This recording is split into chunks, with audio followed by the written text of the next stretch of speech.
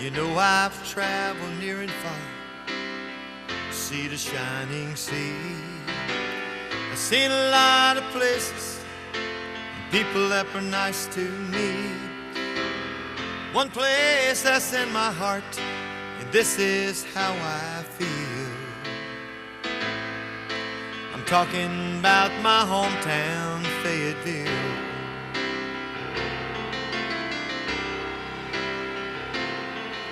She's nestled in the sand hills on a river called Feasibility. Special to so many who proudly served our country here. She was named for Lafayette and known for cotton mills.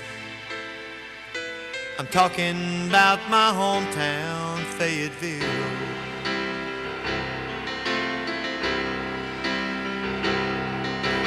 My hometown, Fayetteville. I'm so proud to be from here.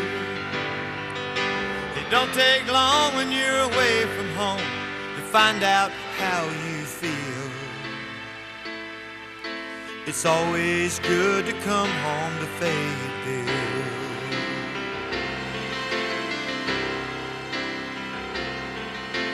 Babe Ruth hit his first one, heard around the world. Sherman marched with the Union and burned the arsenal. Old Market House still standing, but stands for freedom's will. I'm talking about my hometown, Fayetteville.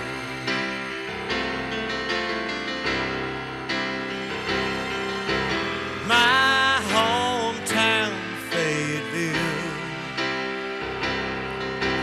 I'm so proud to be from here. It don't take long when you're away from home to find out how you feel. It's always good to come home to Fayetteville. My all-American city, Fayetteville. Talking about my hometown, Fayetteville.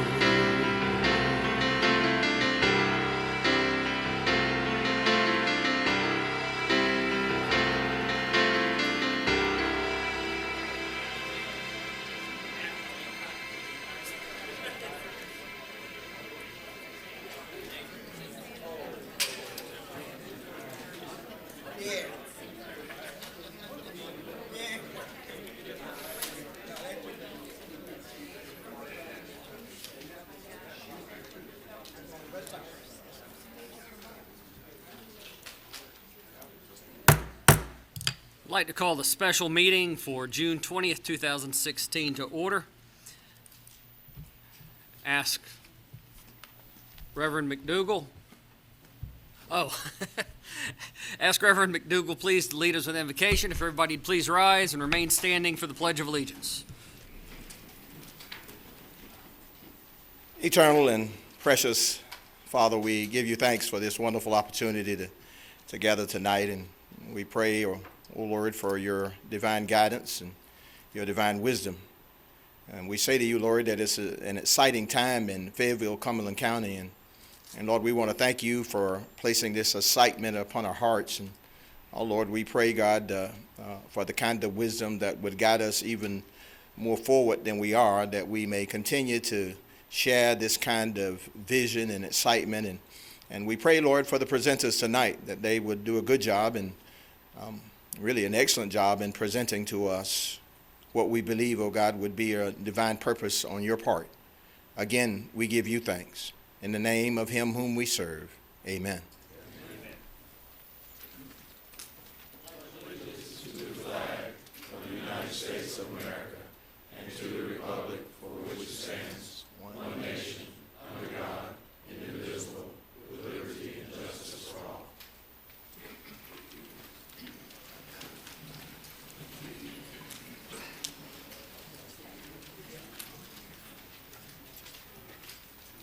Would like to welcome everybody this evening.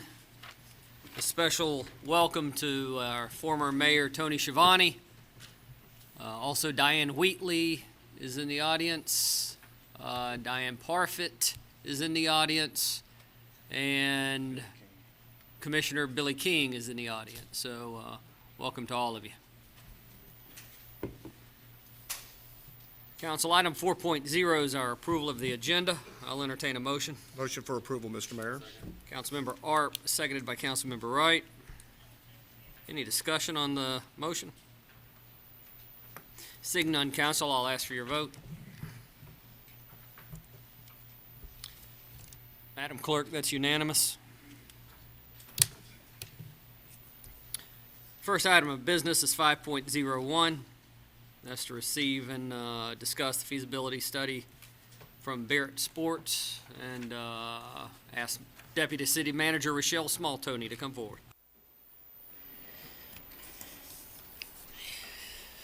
Thank you, and good evening, Mr. Mayor and members of council. This is a very important time, I think, in the economic development landscape of the city of Fayetteville. This particular project has expanded a great deal of time. It really started about 3 years ago, and I'm very excited to present to the council a point where you're going to be asked to make some very key and relevant decisions. On your dais, though, is a timeline of the minor league stadium project beginning in 2013, and I think some of the copies are also available to the public that's in chamber. But I did want to highlight some of the key milestones related to this project before introducing the team that conducted the feasibility study and is here to make a presentation of those findings. So back in 2013, the whole concept of a minor league baseball program here in Fayetteville started with the idea of trying to find something that is catalytic, not only for Murchison Road, but also for the downtown area. And so the staff met and contemplated that. And of course, at that time, the city was very busy acquiring land for Catalyst Site 1, but really did not have a particular use for Catalyst Site 1. And so we at that time looked at other potential sites and selected really Catalyst Site 1 for that purpose. Then we also had an independent minor league team owner to visit Fayetteville to affirm, first of all, whether or not this was the kind of market that could support a minor league team program in his experience. He also met with the city council at that time in closed session to talk about some of the potential sites that would be conducive for minor league, and just gave a very general overview of the minor league program. Also at that time, I think the simulations and the aerial views that you see right now that are posted to the website were shown to that council at that time. Then also in 2013, there was a joint City Council FSU Board of Trustees meeting, special meeting that was called to discuss plans for Catalyst Site 1, 1A, and 3, and in particular Catalyst Site 1 because it is at the foot of Murchison Road.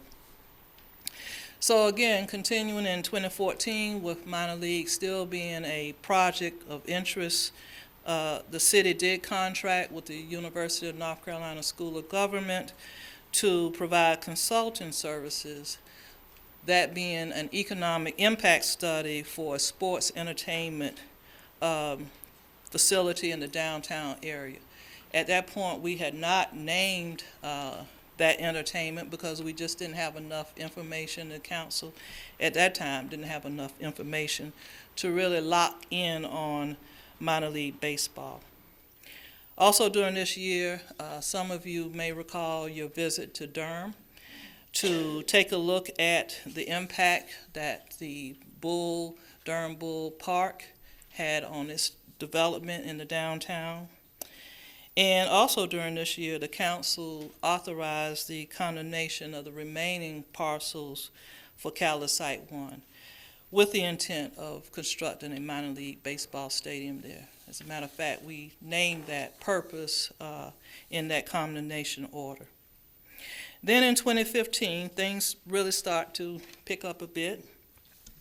Council authorized the funding for a project manager and for the feasibility study for a minor league stadium team and program in the current year's budget, fiscal year 15-16.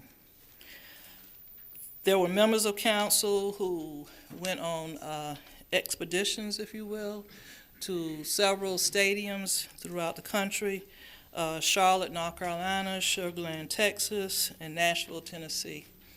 And it was at these visits, I think, where the concept of a multi-use, community-based stadium really evolved, because we had an opportunity to see how programs were being extended well beyond baseball at these facilities. We saw children play areas, we saw stadiums that could be used for football and soccer, et cetera, really to get the best that we can out of that kind of investment.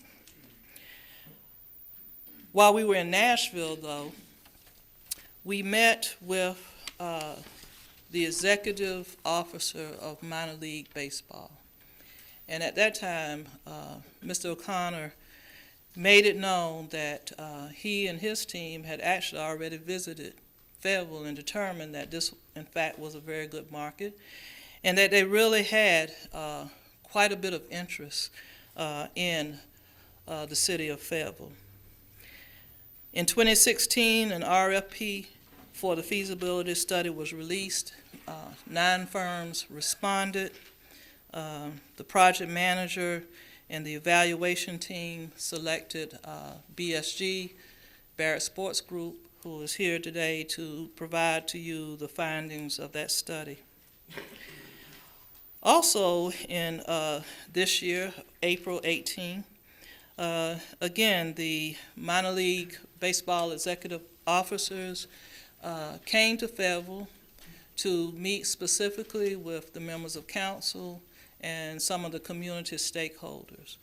That was also a meeting where the Houston Astros owner and general manager were to join us in that meeting. However, because of the flooding in Houston, that meeting had to be postponed, and it took place on April 25th. So Mr. Crane was here, and he did meet with the mayor and mayor pro tem to discuss, again, their interest in the city of Fayetteville. On May 8th, the staff visited a very nearby, very new stadium, Columbia, South Carolina, and again, it mirrors the kind of programming that we saw in other areas, and therefore thought that that would affirm the direction that we were going in terms of what we were proposing for a stadium in Fayetteville. On May 12th, there were council members and staff and other community stakeholders who also visited Columbia. So where are we today? We are at a point now where it's time to really start thinking more seriously, more directly about what it is that we're going to do here in Fayetteville. On June 9th, however, we received information that the Prince Charles site was being discussed with council members as an alternative for the stadium rather than Cali Site 1. And the renderings from the private development group was shared with Barrett Sports Group.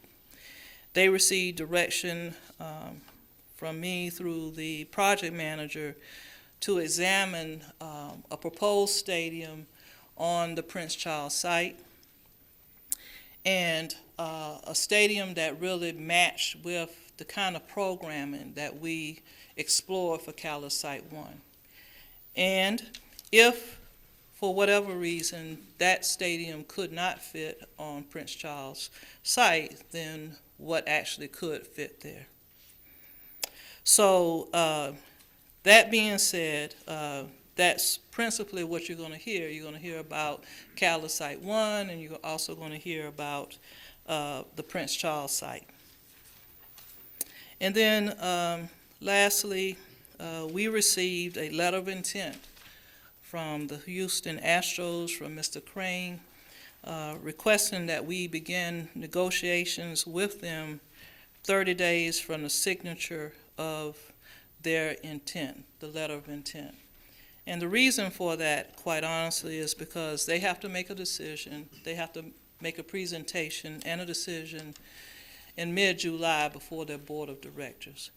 Their hope is that we will be in a position to open a stadium for the 2018 season, and they would like for us to begin negotiating with them, and you have a copy of the letter of intent in front of you. So we do have some time constraints in that regard, but 30 days after the signature, they would like for the city of Fayetteville and the Astros to be in a position to start negotiating what that program, what that deal could look like.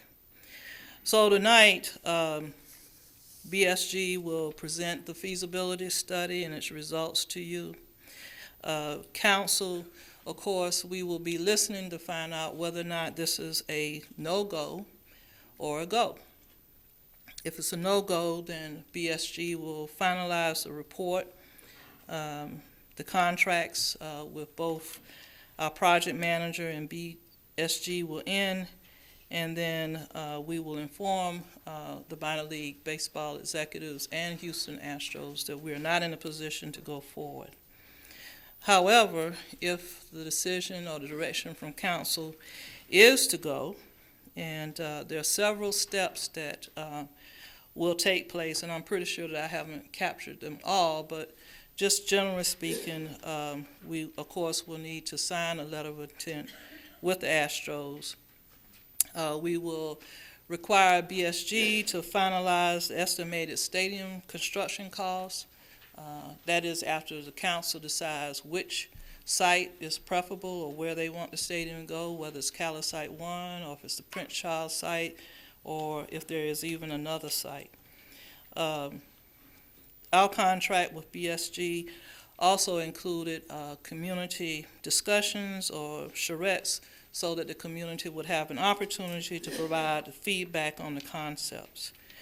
We would also have to put out an RFP for the development of a master plan for the redevelopment of the site to include phase 1 and a traffic impact analysis. And if the PC site is chosen, then of course that master plan development would be in conjunction with the private developers and investors. We would have to formalize a negotiation team to represent the city of Fayetteville in all negotiations with the Houston Astros as well as the private developers. We would need to formalize a legal team to ensure that all of the contractual agreements between Major League, Minor League Baseball and the Houston Astros are legal and protects the interests of the city. We would formalize a financial team to prepare the funding options to bring back to the City Council. We would certainly consult with potential funding partners. We would have to contract with a full-time construction project manager. We would then move into the design phase of the stadium, awarding of construction contracts, a period of construction, and then finally the stadium, if built, would be opened for the 2018 season, as the Houston Astros have requested. You may recall that during their visit here, they requested actually that initially that the city help them find a suitable location for a temporary site for a team to play for the 2017 season.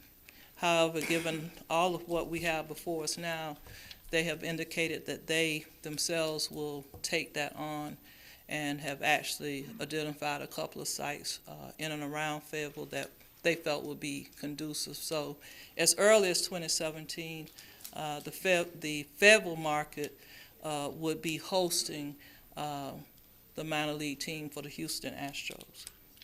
So that gives you a very high-level view, I hope, of the history of this project and what brings us to this evening. I would like to now introduce to you Mr. Byron Marshall of IPMS LLC. Mr. Marshall serves as our project manager, and then he in turn will introduce Barrett Sports Group. Thank you, Ms. Small-Tony. I would like to remind everyone that on tonight's agenda, it is to receive and discuss the feasibility study from BSG, and it's doubtful that this council will take any action tonight. Welcome. Welcome. Thank you. Good afternoon, Mayor and Council, Mr. Manager. My name is Byron Marshall, and I just wanted to give you an update from the last time we came before you, which was February 23rd.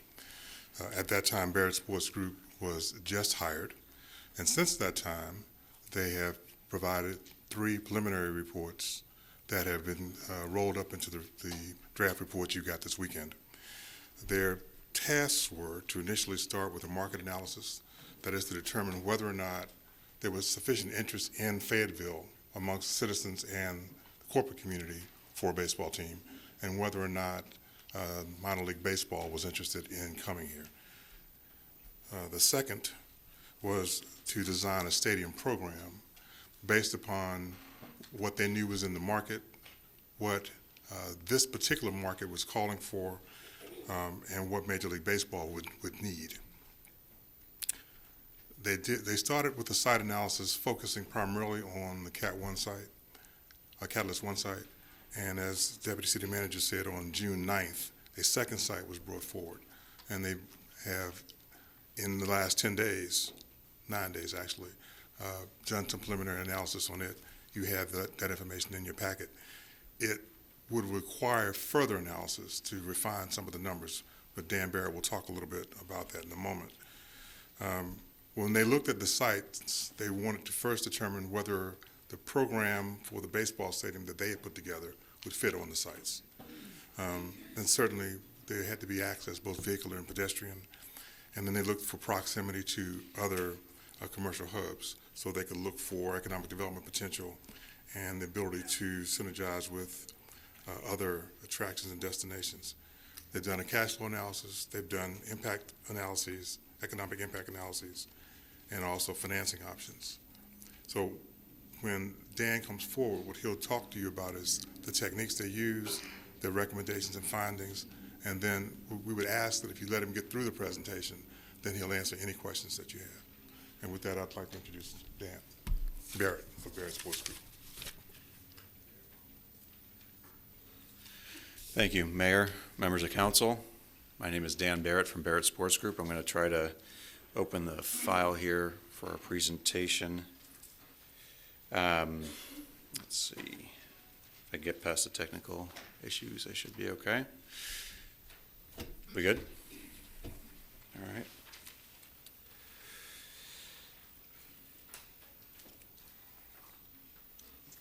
There we go. Great. Well, good afternoon. It's a pleasure to be here. It's been some time since we've seen you all. I am here today with our consulting team, which I'll introduce in a moment. We are here today to go over our preliminary findings. We think this is an important step. As Rochelle mentioned, you guys have obviously been through this for some time now. We think this is kind of a milestone point in terms of our conversations with minor league baseball representatives as well as the Houston Astros. And so while I understand certainly you may not be making a go, no-go decision today, there's a certain directional things I think that we need to figure out where we're going to go from here, and there are certainly some time pressures and time constraints involved with them. But as we present our findings today, they are preliminary in nature. There is additional work to be done, certainly on the Prince Charles site. We were made aware of that site 10 or 11 days ago and have been working diligently to try to put together some information from you that's meaningful. The areas that we're going to go through, and I think what we're going to do is, or what I'm going to do is I'm going to go through the full presentation.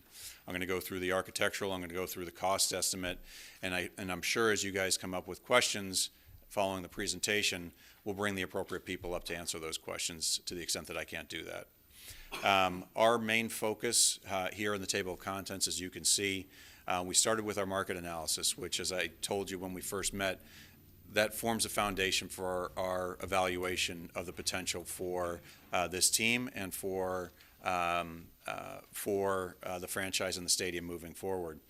We conducted a number of web-based market surveys. Almost 1,400 were completed.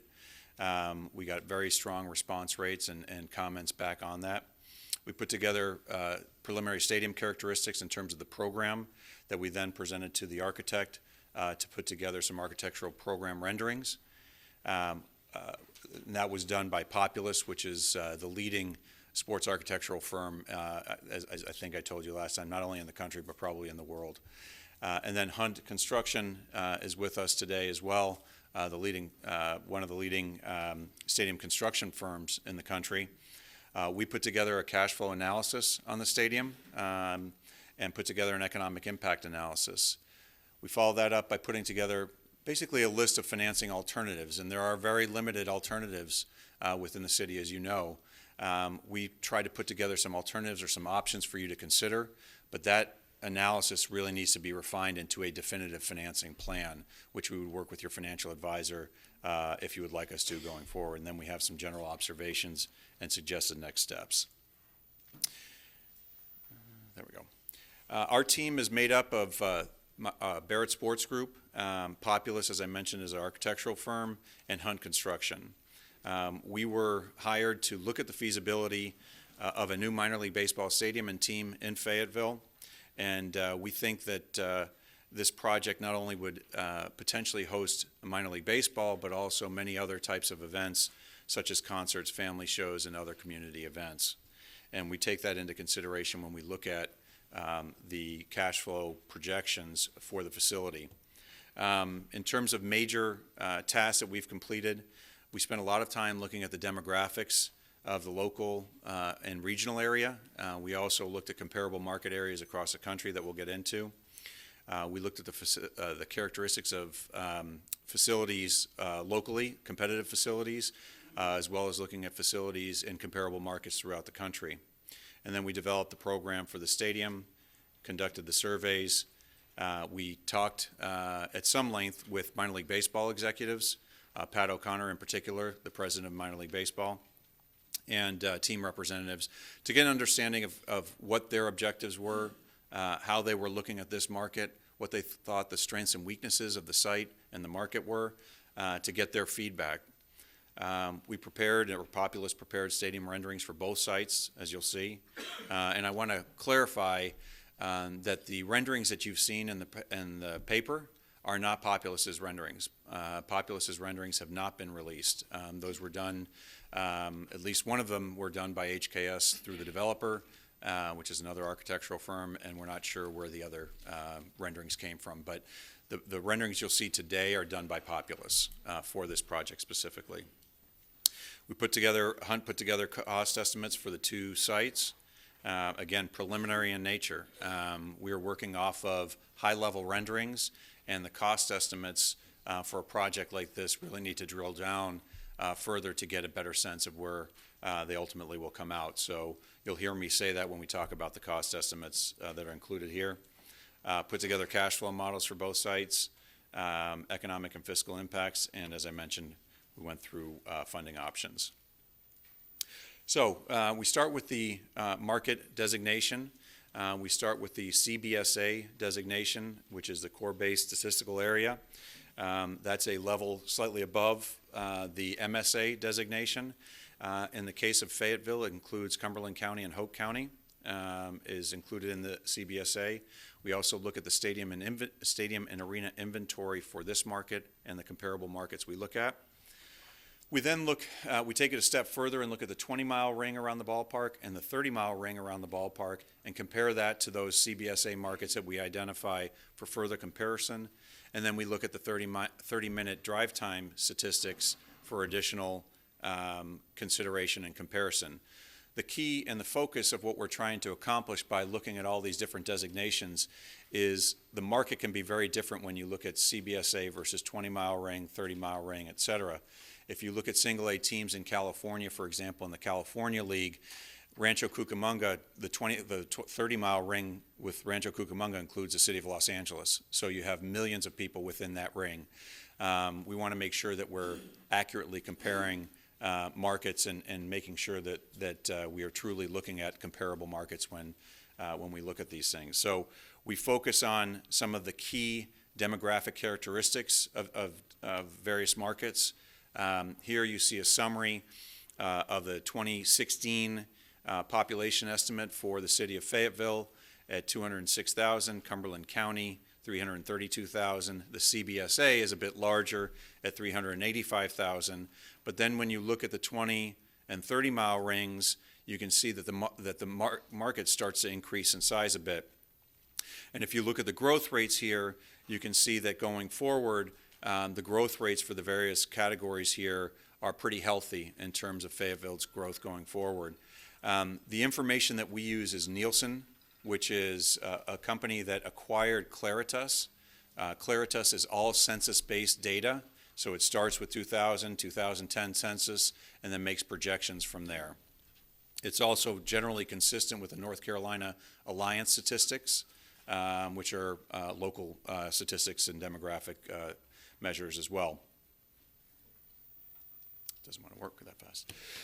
So where we start is with the 15 markets immediately larger than Fayetteville and the 15 markets immediately smaller than Fayetteville as determined by population. So Fayetteville would rank obviously 16th in that 31 market comparison.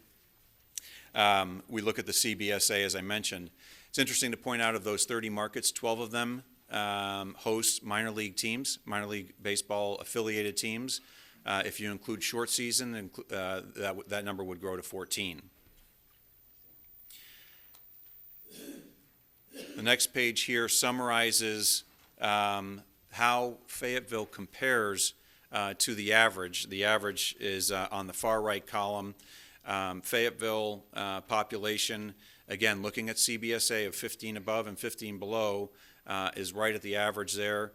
Population growth ranks above average.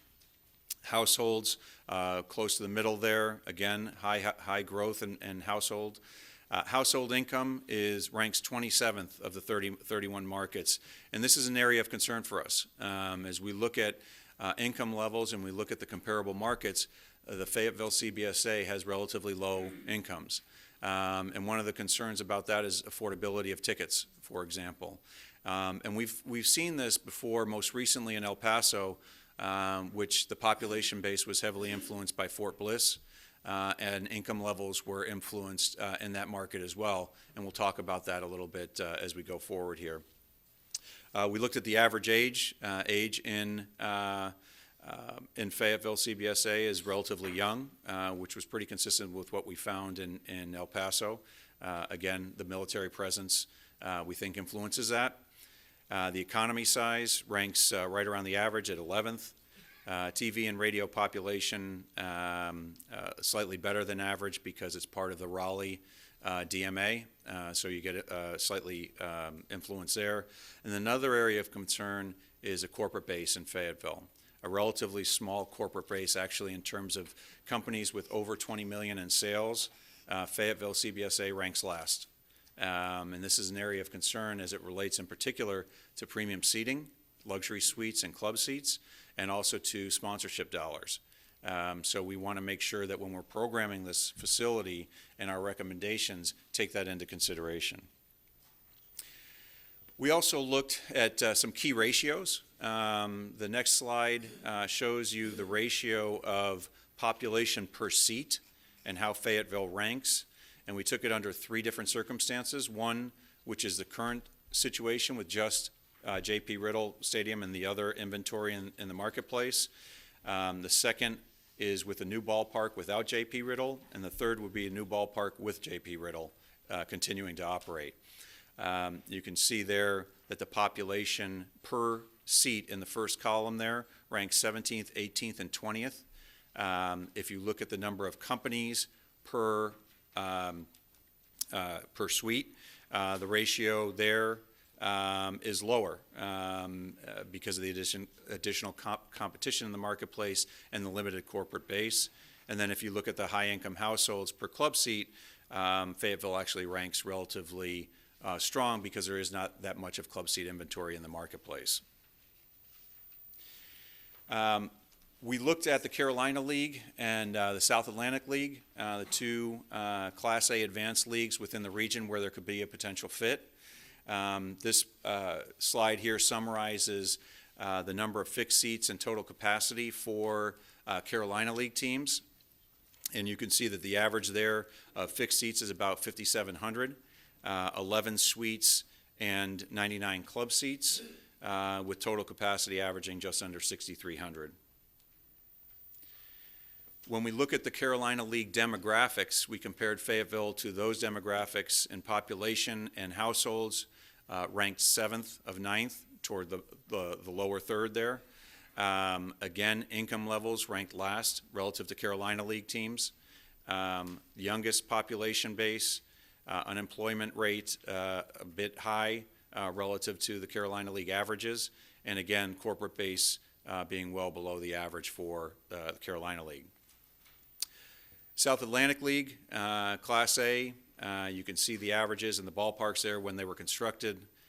Fixed seats of about 5,200, limited suite inventory and club seat inventory. And I would point out that the inventory average, or the suite inventory averages, are a little bit skewed because the most recent facilities that were developed have a higher inventory of suites than the historical facilities, the older facilities. So we take that into consideration when we're putting together our recommendations.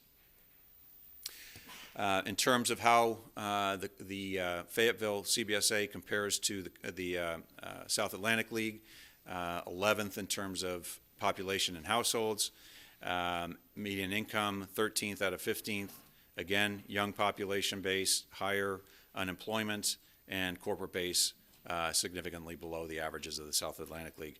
And I would point out that for both the South Atlantic League and the Carolina League, when you look at some of those averages, they are skewed a bit because in the case of the South Atlantic League, for example, they include New York CBSA and Charlotte CBSA, so those numbers are being skewed. If you look at the population without those markets, it's 506,000 versus 385.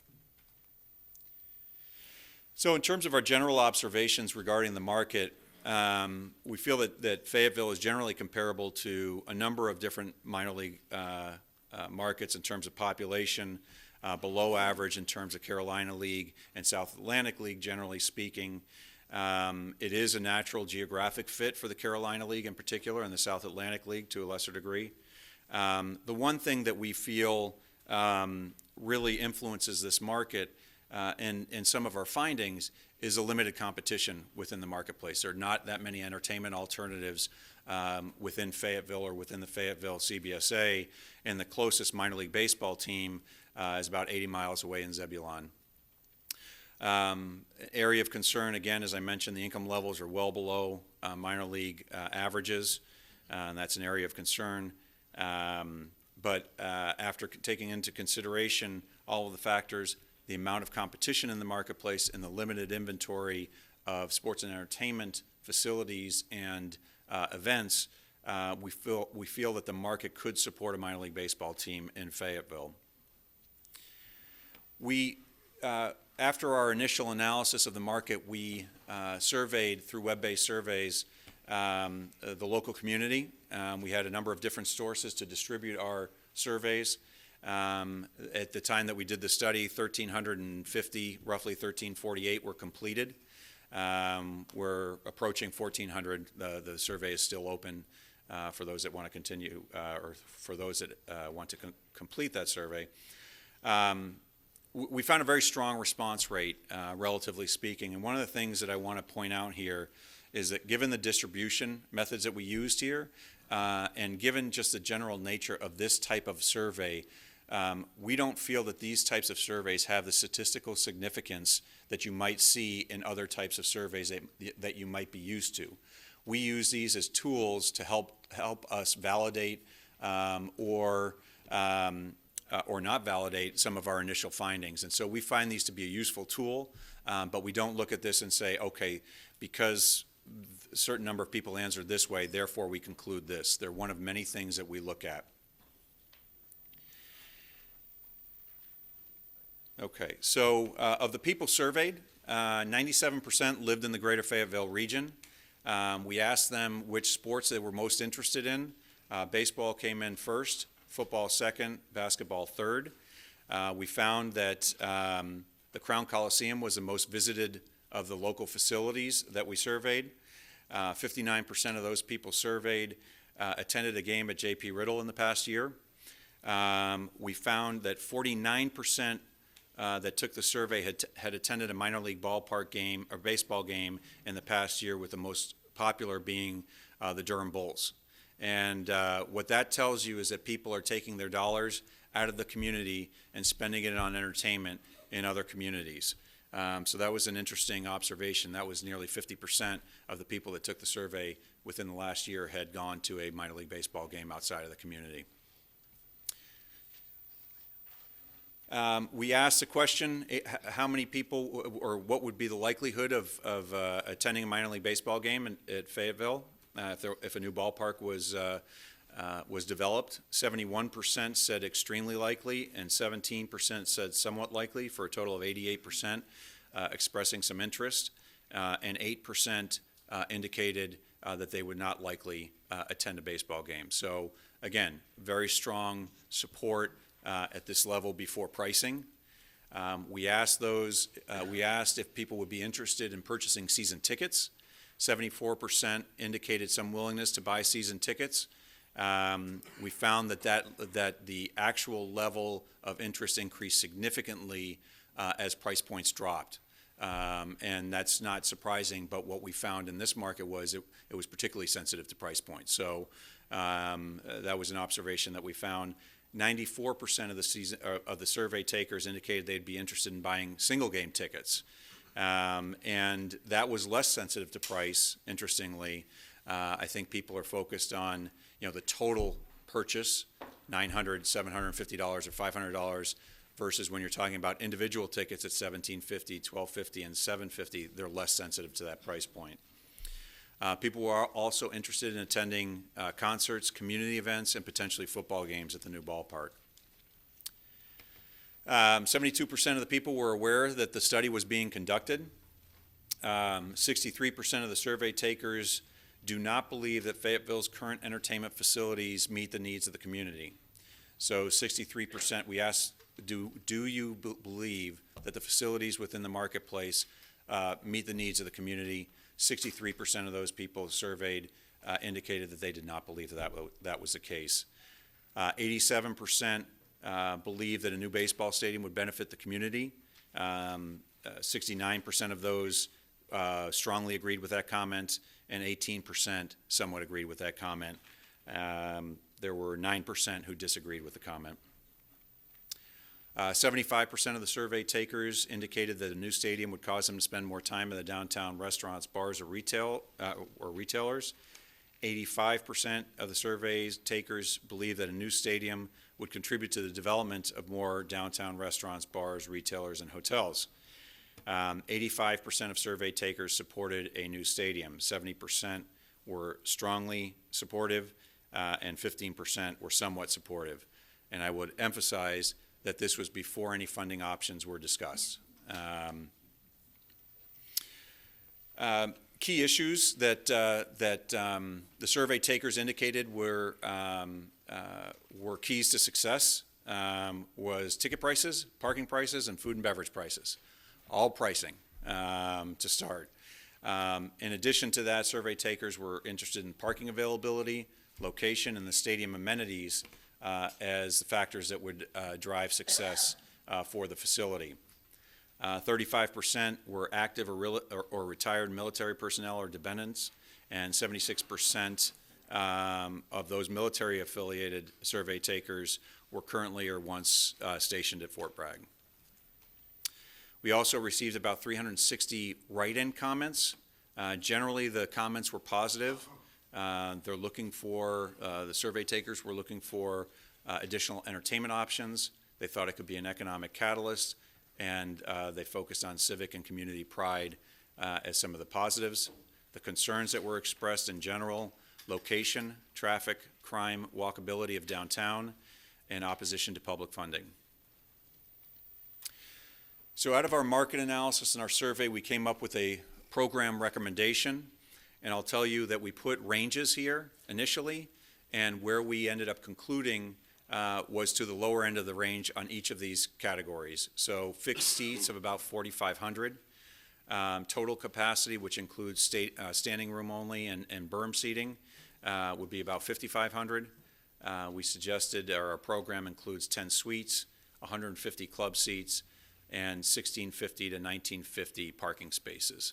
And we're going to talk about parking because it's a significant issue potentially at the Cat 1 site, but it's also something that on the front end of planning for these projects often is a significant concern, but ends up working itself through as people get accustomed to location and coming to that location. So we'll talk a little bit about that.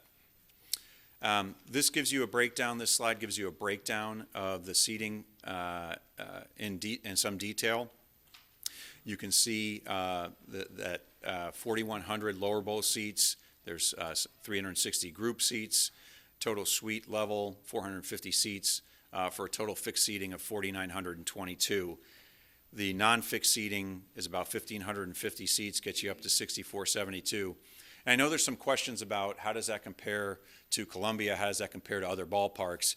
And what I would tell you is that there are a number of different, if you ask 3 different people at a ball club what their seating capacity is, you'll probably get 3 different answers, and they could be wildly different. We try to compare apples to apples as much as possible. We typically focus on fixed seating. The berm seating and standing room only, is subject to interpretation, subject to the event, and subject to the local jurisdiction's limitations and requirements. We assume 10 suites and 150 club seats. We also were asked, what if this facility is successful, and what if the market continues to grow? And this facility has the ability to grow to a fixed seating capacity up to 7,500. And what I would tell you is I find it highly unlikely that you would ever get to that point, even if it was wildly successful. And the reason is for this: if you look at average attendance for Carolina League teams or Sally League teams, you'll see numbers in the 3,500, 4,000. And what you're really seeing there is popular games on Fridays and Saturday nights hitting 4,000 or 5,000 people, and then Tuesday and Wednesday nights hitting 1,500, 2,000, 2,500 to get to those averages. So you want to design a facility that's intimate and provides a fan experience that people are excited about. So when you have 2,500 people, that actually is a good crowd versus if you had 2,500 versus 4,100 or 4,900 fixed seats. That still feels like an active, vibrant experience. If you have 2,500 seats versus 7,500 seats, the facility feels empty and not an exciting place to go. So we tend to recommend on the lower end of capacities.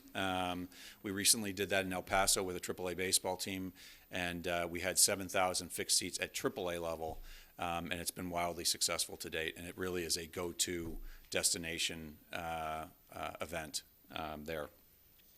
So the Catalyst 1 site, Site 1, this is what we focused on initially. In the last 10 days, we shifted gears and focused on the Prince Charles site. We think that both sites are good sites. We're not here to necessarily recommend one site over the other. We can give you our thoughts on our initial thoughts on strengths and weaknesses, but our primary focus initially was on the Catalyst 1 site that most of you know the location of. This shows, and I'm just going to go through these renderings quickly. You have it in front of you.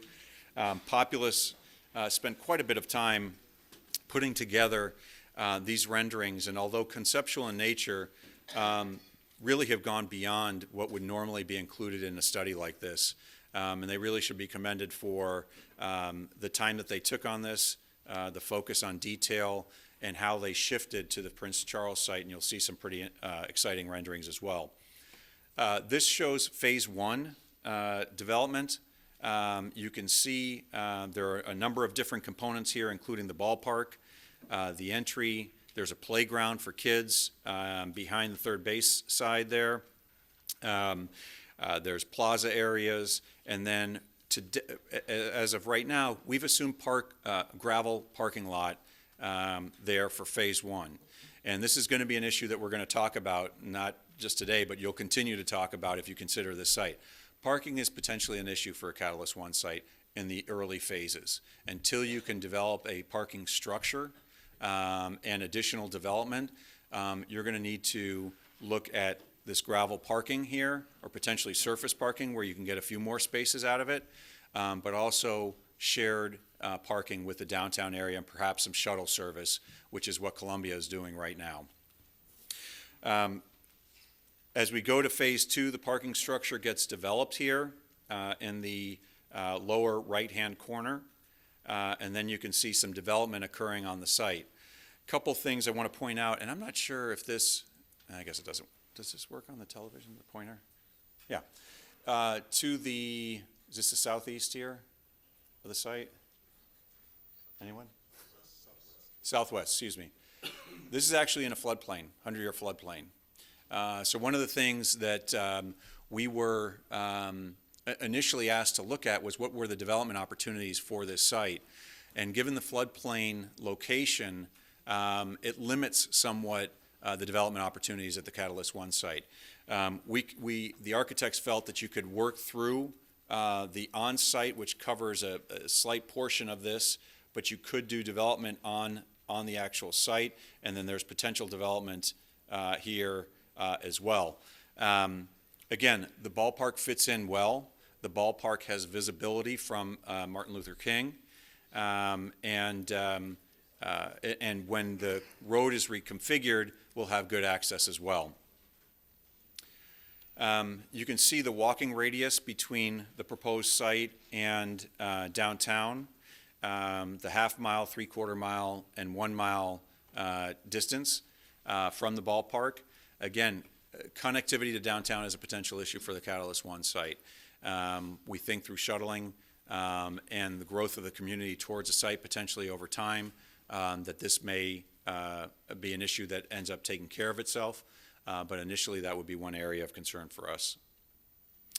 The stadium would accommodate a football stadium configuration.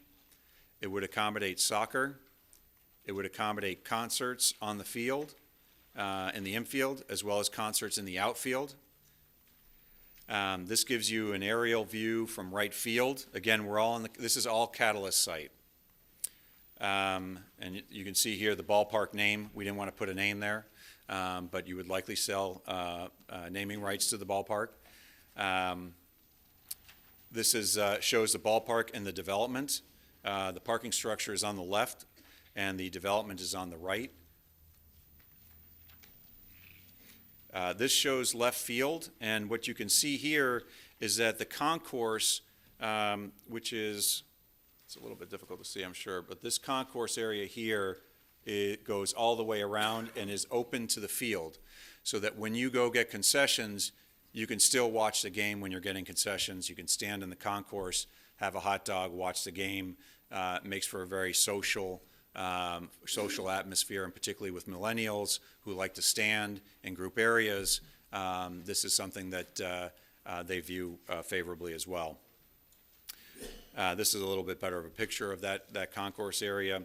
And we have a mix of seatings here, which you can kind of see from this rendering, from regular fixed seating to picnic seating, tabletops, and loge box seating as well. And it also includes the 10 suites there at the upper level of the ballpark.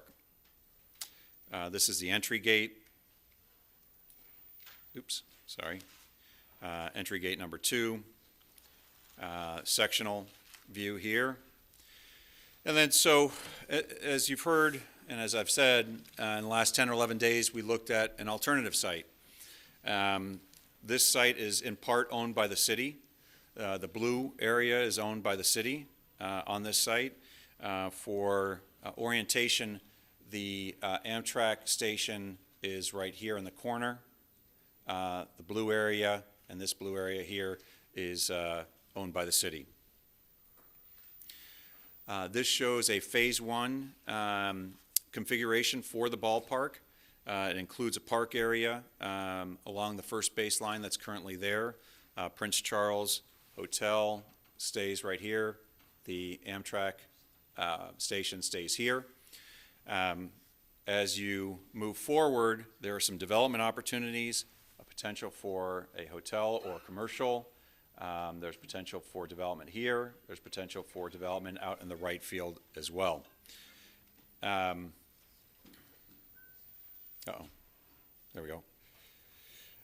It also accommodates football. It also accommodates soccer. And you'll notice the asymmetrical nature of the outfield, which is common in baseball. The right field porch is about 325. The left field porch is about 340. Center field is about 400. That left field porch is pushed out to accommodate football and to accommodate soccer, for example. It doesn't add a lot of cost to the project to do that, but in terms of having mixed use, it provides additional flexibility. You can see the concert layout here in the infield, and you can see the concert layout here in the outfield. So you can accommodate all the same things that you can accommodate at the Catalyst One site. The one major difference here, and there's a slight difference in the cost as a result of it, is because this site is tighter, you're going more vertical. And so it requires more steel, it requires more vertical circulation. We're in the process of refining our cost estimates, but at least right now, our initial cost estimates suggest that this site may be a little bit more expensive than the Catalyst One site, and we'll talk about that in a moment. This is an aerial. You can see in red the playground area for the children. That playground area is open to the concourse there, so the parents can see their kids playing there. The kids can see the game if they want to, looking through the concourse. The team store here, you'll see in a moment. But this gives you a little bit better illustration of the development opportunities. So again, you have the existing buildings are in white, and the light blue, my wife tells me I'm colorblind. I'm not sure what color that is, but it's the architects. I'll call it light blue. Shows the development opportunities. So here you are in Phase 1, and here you are in Phase 2.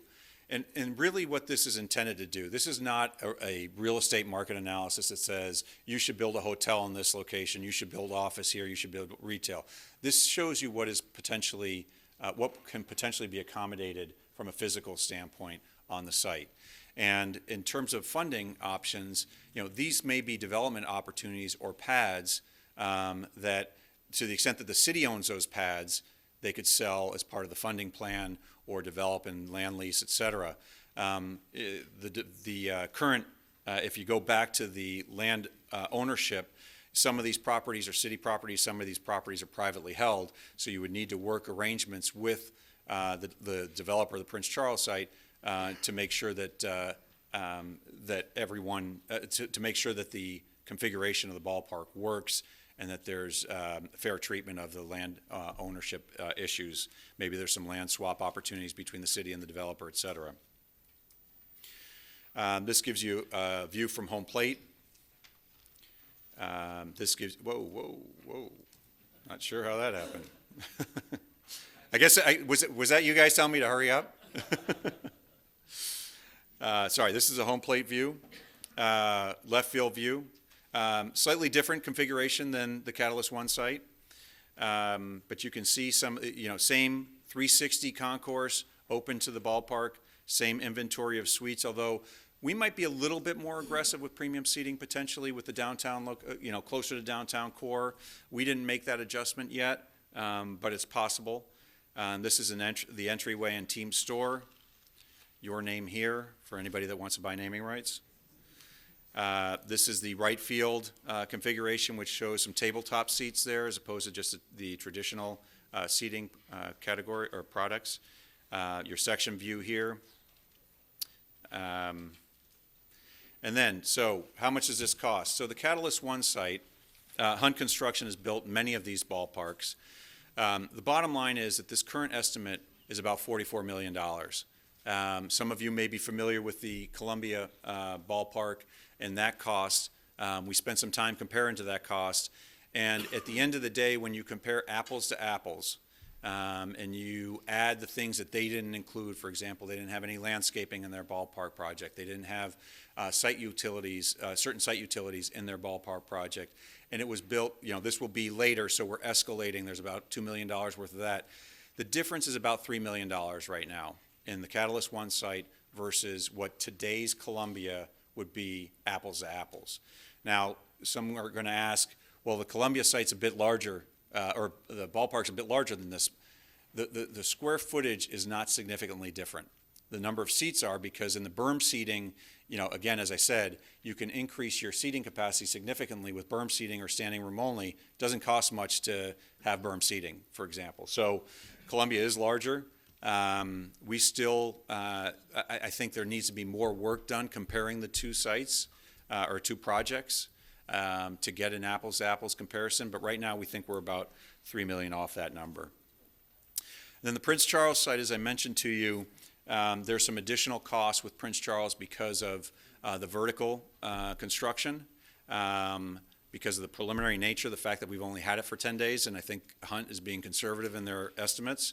And this site has about 15,000 square feet of space versus the Cat 1 site that we need to refine further to get to an apples to apples. So it's a little bit more expensive if you don't take into consideration parking. So if you look at the Catalyst One site and as a council you decide gravel parking is not going to work, you need more parking spaces on site and you need a parking structure or you need surface parking, that's going to add cost to the Catalyst One site. The benefit of a core downtown site is that you have the parking infrastructure and inventory in place already. And so there's actually a financial benefit potentially for the city to capitalize on parking revenues for the city-owned parking and meter-owned parking that you currently control. As I mentioned, this was a program that we looked at, and I'm going to start going through this a little bit quicker here so that you guys can get into questions. I'm sure there are a lot of questions. As I mentioned, this is the program here. For parking on the Catalyst One site, we assume 580 parking spaces. 500 of those are gravel spaces.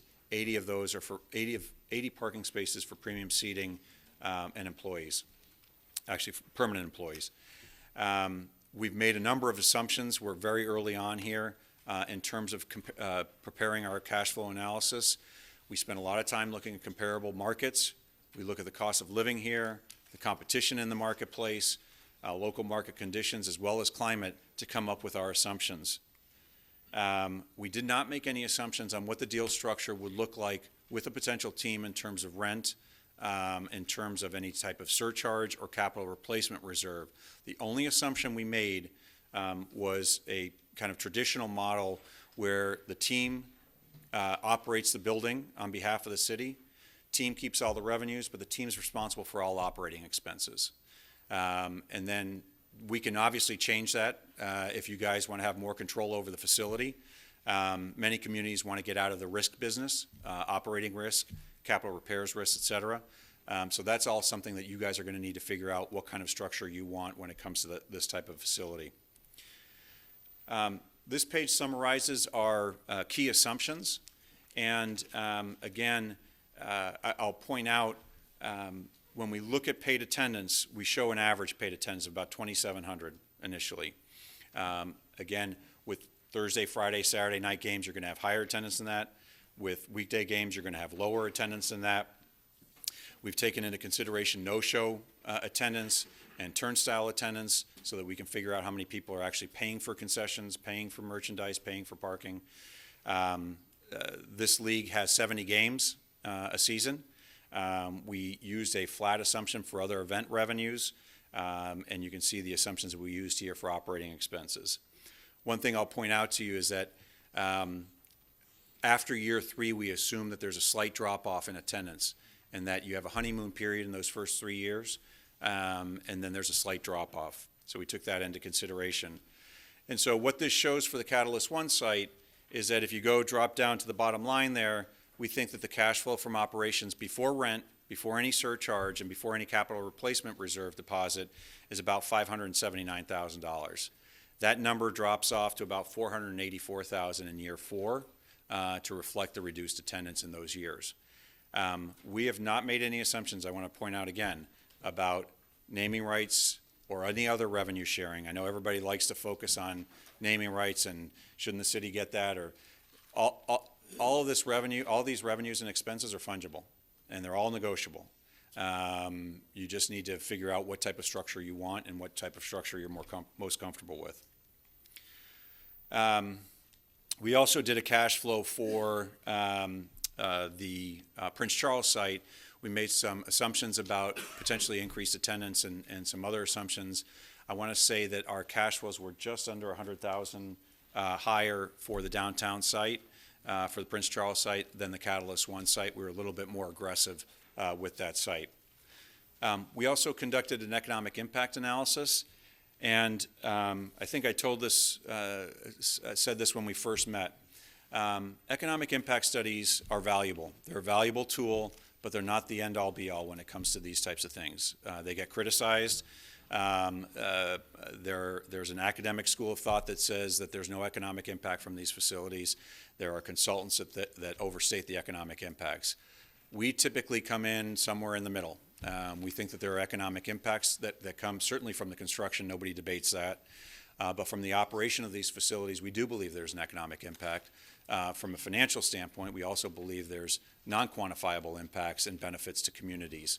So what we try to get to is the net impact. What we're trying to do is avoid counting spending that's going on by residents currently. We're trying to figure out spending that's coming in from visitors to the ballpark. So in terms of construction, we assumed, based on input from Hunt Construction, that about 35% of the labor and materials expenditures would be made in the Fayetteville community, and that ends up generating about a $20 million economic impact from construction. So if you've got a $40 million project or $45 million project, why does it only generate $20 million in economic impact? Again, we're going to the net. We're trying to estimate what would actually be spent in the community, and that's how we calculate our net impact. In terms of economic impact from annual operations, we've estimated that to be about $7 million a year, generating full-time equivalent jobs of 90, labor income of $1.7 million per year, and tax impacts of about $365,000 per year. And a couple assumptions we made there, again, focusing on the visitors, but also focusing on the people that are leaving the community to spend money at minor league ballparks in Durham or other locations. We're assuming we're going to capture a good percentage of those people that are spending money elsewhere and are assuming they're going to spend it here and keeping the money in the community as opposed to leaving the community. In terms of intangible benefits, this is what I really like or tend to focus on. We do feel like these facilities, if they're properly planned, master planned, as I said to you when we met last time, they can be a catalyst for economic development. I've made this comment many times to clients. If you build a ballpark out in the middle of a cornfield, and you don't do anything else with it, you're going to have a ballpark in the middle of a cornfield with a sea of parking. These projects need to be master planned. They need to be carefully planned, and they can be catalysts for redevelopment opportunities as well.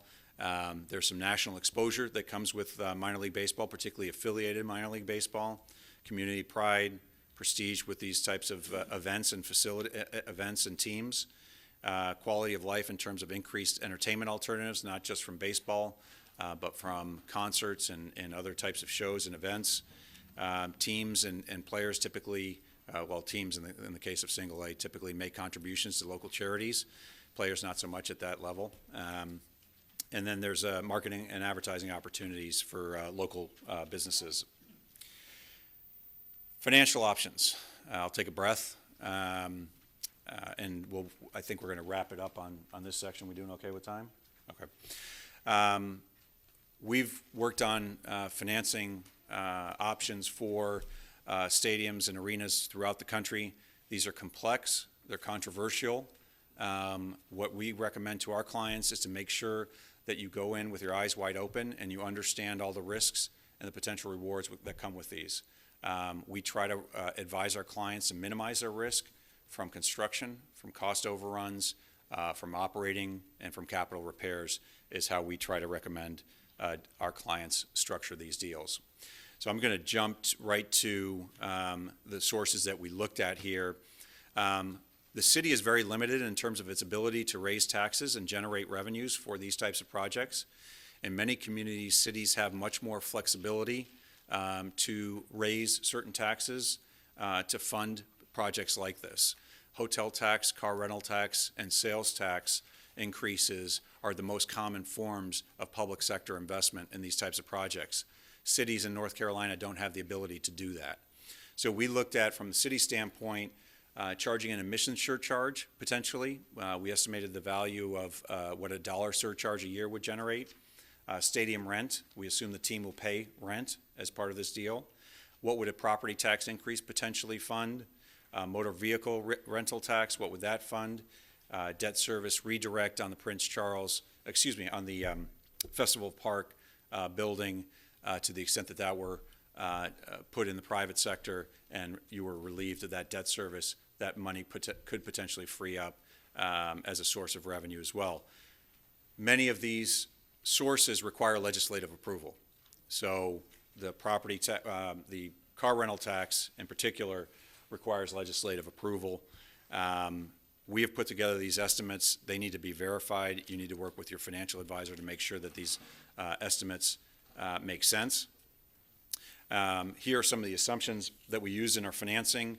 We ran 3 different scenarios with interest rates being the major fluctuation, scenario C being the lowest interest rate, scenario A being the highest interest rate.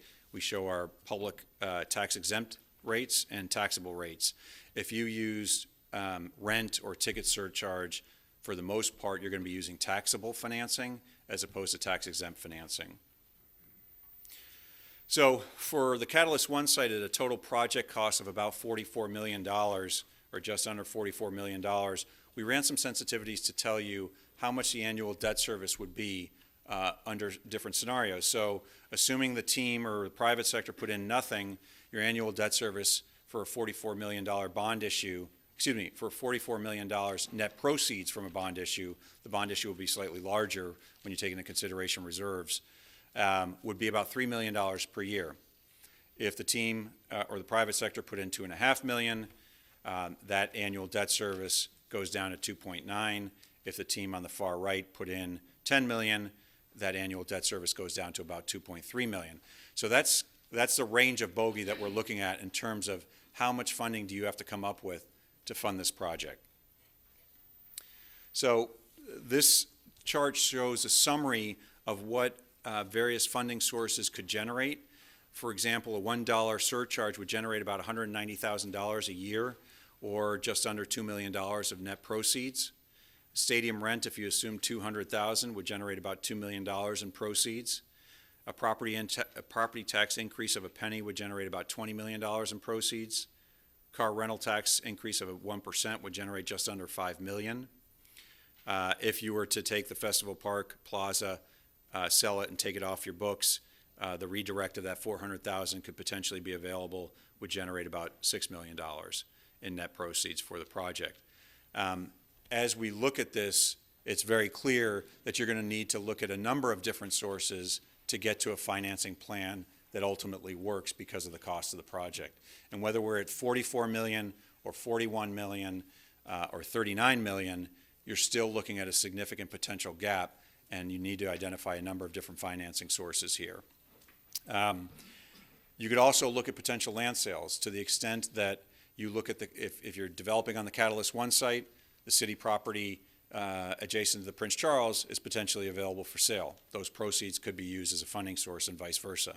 the development rights on the ballpark site, if you were Prince Charles, or at the Catalyst One site, could also be potential funding sources. But those, again, would require someone to pay upfront for future development rights, which may be a challenge. We also looked, although we didn't talk to Cumberland County representatives, we also looked at potential county sources. We have summarized those sources here.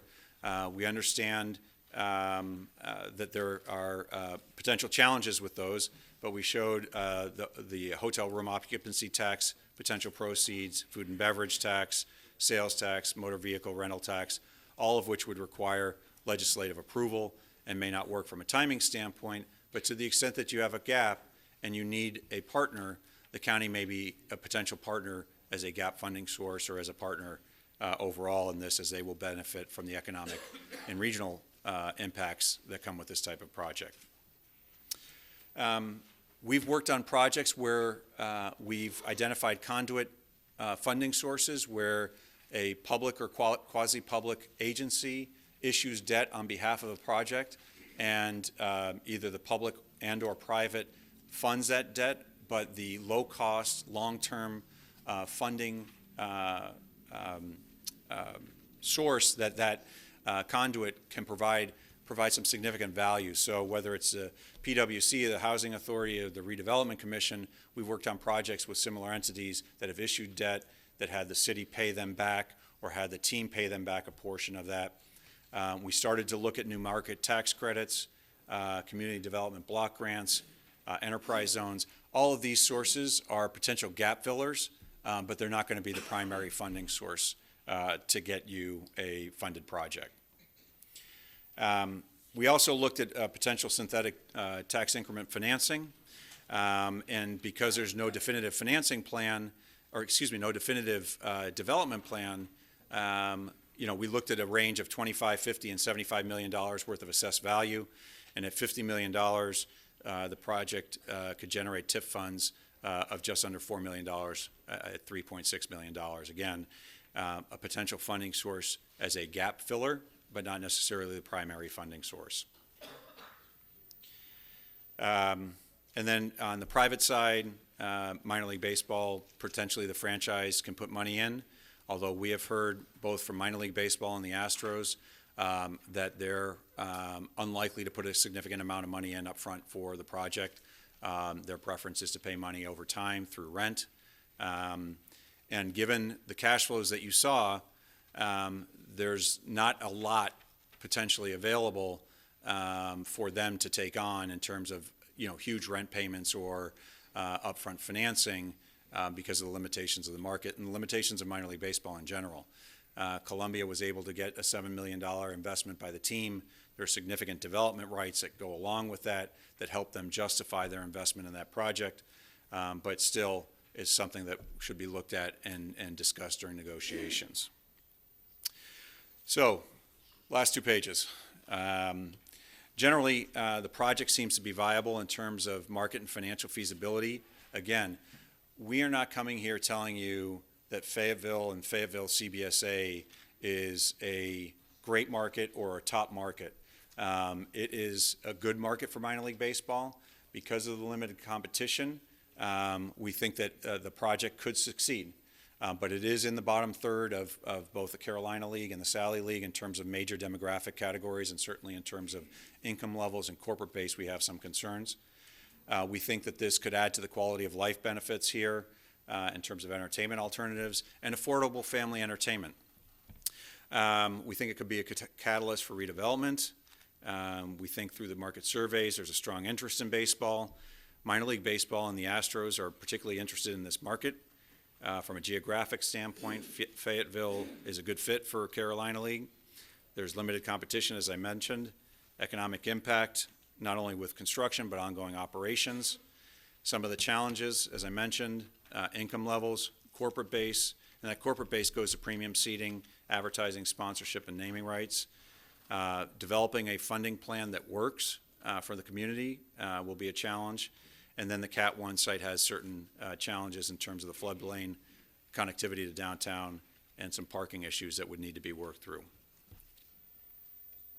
In terms of next steps, I think Rochelle kind of outlined this. At some point in the near future, you're going to need to decide whether this is something that you want to pursue or not. If you decide not to today, which is obviously a potential, we'll finalize our report and say good luck. Thank you. If you decide to go forward, we would probably conduct the community charrette that's outlined in our scope. We'd finalize our report as well as the program and cost estimates. We would work with you, or the city would take the lead on developing support for the project, evaluating the viability of the mixed-use development. Private sector outreach program would be kind of the city would take the lead, or the project manager would take the lead there. We could certainly help with that in that regard. You'll need to figure out relatively quickly, as you heard, what kind of deal structure you would be willing to put on the table with the Astros. And they're going to want to know sooner rather than later if there's a parameters of a deal or a framework of a deal that makes any sense. Do you have to have a deal buttoned down in 30 days? No. But you have to have a conceptual framework that minor league baseball and the team are comfortable with that can get them to the end game, something that makes sense from their perspective, makes sense from your perspective. You need to work with your financial advisor to finalize funding sources, approve the financing, and then hire a development team on the construction and design side. So, do we have a, nope, I guess that's it. That's a presentation. Happy to answer any questions. It would be great if there was a bottle of water or something. Thank you. Thanks. But happy to answer any questions. Yeah, Dan, that was my next question to you, if you would entertain some questions from council. I know we have quite a few. And in fact, I believe some were maybe emailed to you earlier today, so you may hear some of the same. I got it walking off the plane. Council, I'll look for lights. I'm sorry? Councilmember Art? Well, listen, thank you very much for your presentation tonight. I enjoyed looking it over during the weekend, and I certainly appreciate the effort that you put forward towards the alternate Prince Charles site. That was a short time frame, and you know, I was pleased to see you had some information in there. You know, I had the opportunity to go down to Columbia, South Carolina. And I've been to a lot of the different ballparks: Greensboro, Winston-Salem, Columbia, Durham, Greenville, South Carolina, Myrtle Beach, and they're all different. They all have their own character. But very impressed with the Greenville model. And one of the things you highlighted tonight was their ability to get to get the minor league team to come in. I think the city of Columbia put $29 million up. The team put $7 million up. And then the developer put $4 million into the stadium, if I'm not wrong. Was, let's see, 29, it was $1 million from the developer. It was a total of 37. Okay. I think it was 29, 7, and 1. Okay. The night we were there, I think they told me 4, but that's okay. Developers tend to do that. Yeah. So you're telling us we shouldn't trust them? Is that okay. I think one of the takeaways for us is, you know, the ability to develop some type of deal like that, to where you structure it where everybody has some skin in the game to make it successful. One of the things that you said, though, tonight that kind of caught my attention was the need for a master plan. And then when you got to your last slide, you said the next steps. You didn't address the need for a master plan. And I just want to make sure I understand what your thought is of the master plan. Yeah, you know, it really applies more to a case where you have an open field site as opposed to a downtown core site. You know, on the Prince Charles site, for example, there's only so much you can do with the site that's available. So you want to make sure that you have opportunities for development there. And then to the extent that you can work with a private developer to come up with a plan, you know, that's great, and that helps. That could be that part of the financing plan. With the Catalyst 1 site, because of the limitations of the floodplain, you're also kind of limited in terms of the development opportunities there as well. You may have a private developer that's interested in that site as well. When we're talking more about a master plan, we're doing some work in Savannah on an arena that's kind of on the outskirts of downtown with several hundred acres. And if they were to just have developed the arena, we had a significant concern that if you don't master plan the balance of the site, or at least start phasing it, that you might just have an arena out there. And so they're looking very carefully at the master plan of the site on a phase basis. Yes, sir. One more question if I can, and then I'll let the other council members ask some questions. You talked about the the financing of the stadium, and we're certainly different than Columbia because we are, the legislature allows municipalities in North Carolina to do certain things and not do certain things. How did Greensboro and Winston-Salem, they both have relatively new stadiums, and I assume you looked at them. How did they structure their financial packages? Well, Greensboro was the foundation. Greensboro was done by a private foundation. So they were very fortunate to have a family that contributed the bulk of the financing for that stadium. Keep in mind that those buildings that were built 10, 15, 20 years ago were the fraction of the cost that they are today. I'm not familiar with Winston-Salem's financing, the details of that. That would be, if we were to be engaged further to either negotiate the deal or to look at refining financing options, that would be something that we would be providing to you, or could provide that to you, those details. But I don't know Winston-Salem off the top of my head. Yeah, I think that would be valuable. And I've got good news. You're not going to get a no-go tonight. Okay. But the rest of the news is you're not going to get a go either. Understand. So, I understand. Thank you. Thank you, Mr. Art. Mr. Crisp.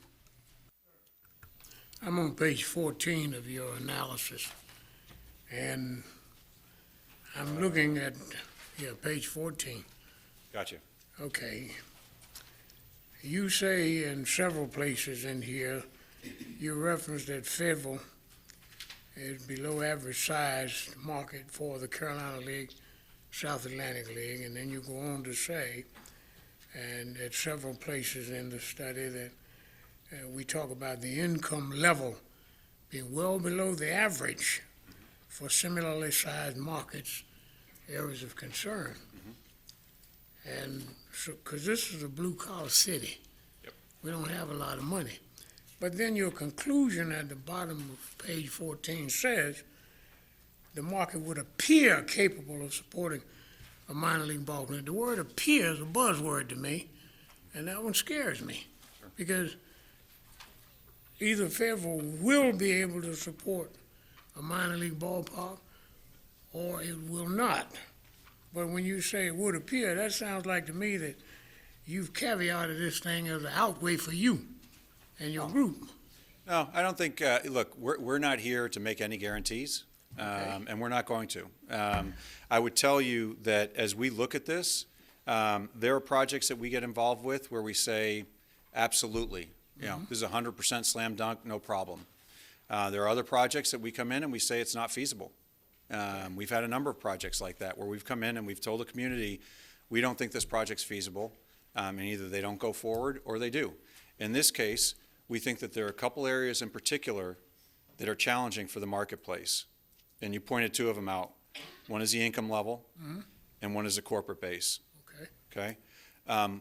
When we recommended our sizing recommendations for the stadium, we're looking at a smaller stadium. We're looking at a stadium with fewer suites than many of the other ballparks that have been recently developed. And we think that the market could support it, but there's no guarantees. We had similar issues, Councilman, in El Paso, Texas, which had Fort Bliss, which is a major military base, as you probably know. And the income levels in El Paso are the lowest in AAA baseball. They're in their third year, and they're one of the most successful teams, not just in AAA baseball, but of the 160 minor league baseball teams in the country. And part of the reason for that, and part of the reason we're optimistic on potentially in this market, is because there's very limited competition for the entertainment dollar in El Paso, as there would be here. Next question. Your study indicated that you queried 60,000 people in the survey, and only 1,348, and you said close to 1,400. I interpret that as a lack of interest. I don't see a positive in 1,348 people out of 60,000 responding. That scares me. We have, there's a challenge whenever you don't have a team in the marketplace. When you have a sports team that exists in the marketplace and you do a survey like this, or when you have a college that has a sports, a major sports program, you have a very defined set of people that you're sending the survey to. So you might say 20,000 people and get 8,000 to respond to it. But it's a very targeted audience of people that are interested in that team or interested in that college. In this case, because there isn't a team here, we had to do a much broader blanket survey. And so, one of the primary areas that we distributed through was the Crown Coliseum. And so you have people coming there for hockey, you have people coming there for concerts, for Disney shows, for other events that may not even be part of the community, and look at the survey and they just decide not to respond to it. So what we found was we didn't find a lot of people starting the survey and dropping out of it. What we found was a high completion rate of surveys started and finished, and a generally high and a generally positive reaction for those that did complete the survey. So you think that number of responses to the survey is credible? I do, but I don't think it's statistically valid. And I think I've said that a couple times. We feel that survey is another tool that we can use in conjunction with looking at the market analysis that we do. Okay, thank you. Thank you, Mr. Mayor. Thank you, Mr. Chris. Mr. Moan. Hey, thank you for being here today, Mr. Barrett. Thank you. Appreciate you answering my emails a couple weeks ago. Tonight, we talked about 43, 47,000 or million between the locations. And I was wondering, what if the city council says, hey, we want something more in the $25 million range, something similar to the Pensacola Bayfront Stadium, the smallest one in AA baseball. Yep. They don't have any suites. They gave that up for more open seating, and say maybe we start out with a capacity close to theirs of 5,000 with the potential to expand the 6,400, because looking at our blue-collar city, I see more of that open space, more of the seating. Pensacola did a great job with their little party bars and decks and things, and that would save, by not having some of that real pricey, closed-in, brick-and-mortar type suites, we could probably have more open air and save millions and millions on the project. Is that a possibility? I think you bring up a great question, because what we see in a lot of these initial projects is a design and a cost estimate based on what is kind of common in the business. And I'm going to ask Dave Bauer and Jeff Fisher to come up. Dave is with Populous, former mayor, and I can't remember what town, but he'll give you a political answer to that question. But he's with Populous and can talk to that, because I think it's a very valid point, and there's certainly some flexibility. Thank you, Mayor, Councilman. I'm David Bauer with Populous, principal at the firm. Was involved with, actually Pensacola was one of my projects, as Okay. was Columbia, and a number of the other ones that were mentioned tonight. I think that that's certainly doable. And we always wrestle with what's the right combination, because honestly, this question comes up every single time. How much money do we have? How much can we put into the project? How much revenue does the owner and those receiving revenue need to take off of it? So if they don't need, revenue comes along with suites, obviously, and Dan can answer that best. But in a number of locations, we did this at Florida State also. We built party platforms Right. that we could eventually turn into suites Right. if the market so demanded. We also do a lot of party decks where we can add 2 or 3 or 4 suites if the demand raises over time. If they don't, they stay as concrete slabs, tiered, and you see a lot of revenue comes off of that. So there's a lot of different variables. I think it's a matter of mixing what the team's going to want for the revenue projections, how you make your ends meet as far as the construction cost, how those two come together is what you're going to eventually tell us. I hope it's us. You're eventually tell your architect, this is what we want built. But certainly there's any number of opportunities. Pensacola started off as an independent league. Right. Then it went to single A, and then it went to double A. Keeps growing. It's one of the most successful ballparks and franchises in minor league baseball. And again, it's ballpark of the year, I think. consistently. So but it's built in the same premise. Do what you can with the money available to you, stretch it as far as you can until the demand says something else. In that case, AA came in and said, we as an owner can come in and do this with this facility, but we've got to have this number of suites, this number of party decks for it to work. And that's the combination that we'll eventually get to with this project as well. Tell us what the right fix is, what the right mix is, between the team, what the city can fund, and what can be built within the time. Okay, Great question. No, I appreciate it. So that is a possibility. Start out small with expansion, built it so it can expand, so we don't go in with, 44, 47, find out we never fill the suites. Almost every single ballpark, sir, is designed in the same way. You design it. We don't like churches. If we were church architects, we wouldn't ask you wouldn't ask us to design the church for Easter Sunday. Mm-hmm. You design it for average attendance. That's the same thing. When we put in fixed seats, we try to minimize the fixed seats based upon the average attendance. And then take your standing room only seats, which are anywhere you can put a number on it and put a hot dog and a beer, you can sell that to the bulk. That's a standing room only seat. You can sell many of those, but minimize the fixed seats. The trends in the industry today are to minimize those fixed seats. Minor League AAA, when we did El Paso, and if I'm going too far, just shoot me. When we did El Paso, the norm used to be 10,000 fixed seats was a requirement or a recommendation. El Paso was right at 8,000.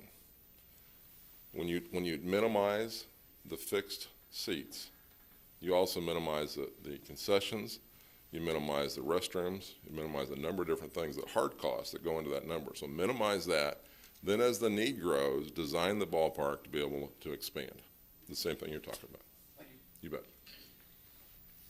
Thank you, Mr. Moe. Mayor Pro Tem Cole. Mr. Barrett, good to see you again. You too. Thanks for the presentation. You said a couple things in there that kind of jumped out at me. One is that, that I knew about our unemployment rate, but compared to the others in your analysis, one, and then two, our lack of larger industry compared to, which says a couple things to me. One, you pointed it out to say this is a potential negative. But to me, it kind of makes the case that we have to do something different to make our community more tractable for the larger employers so we can bring those numbers down.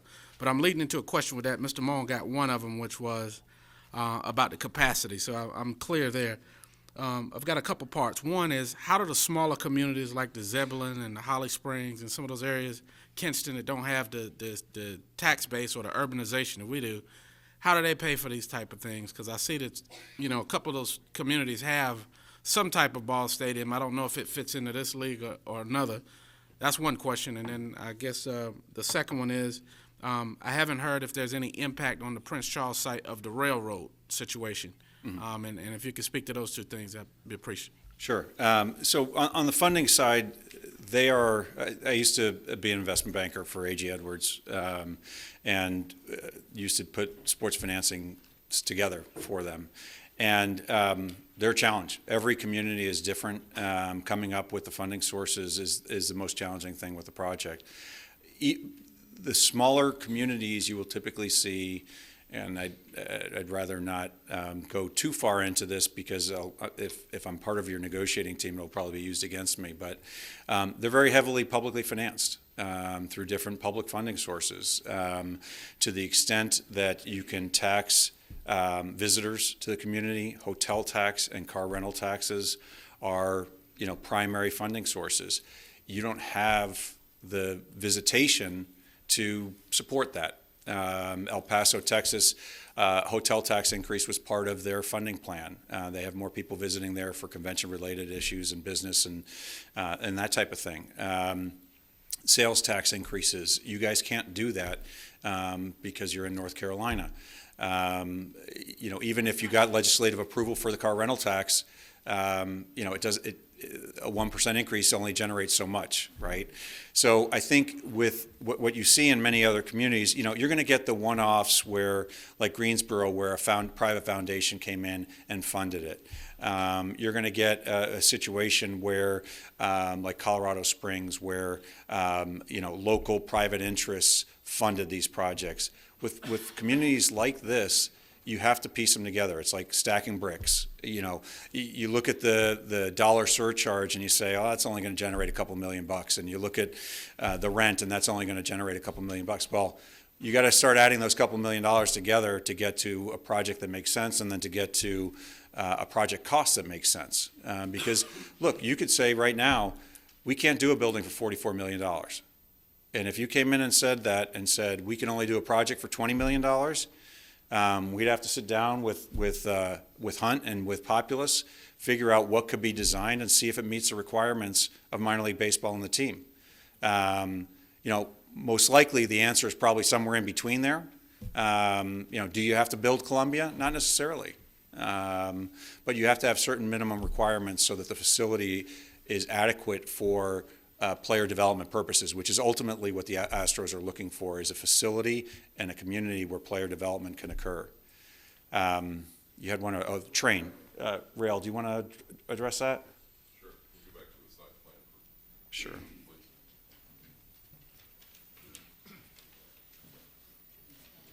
Sure. Short answer is it has been considered.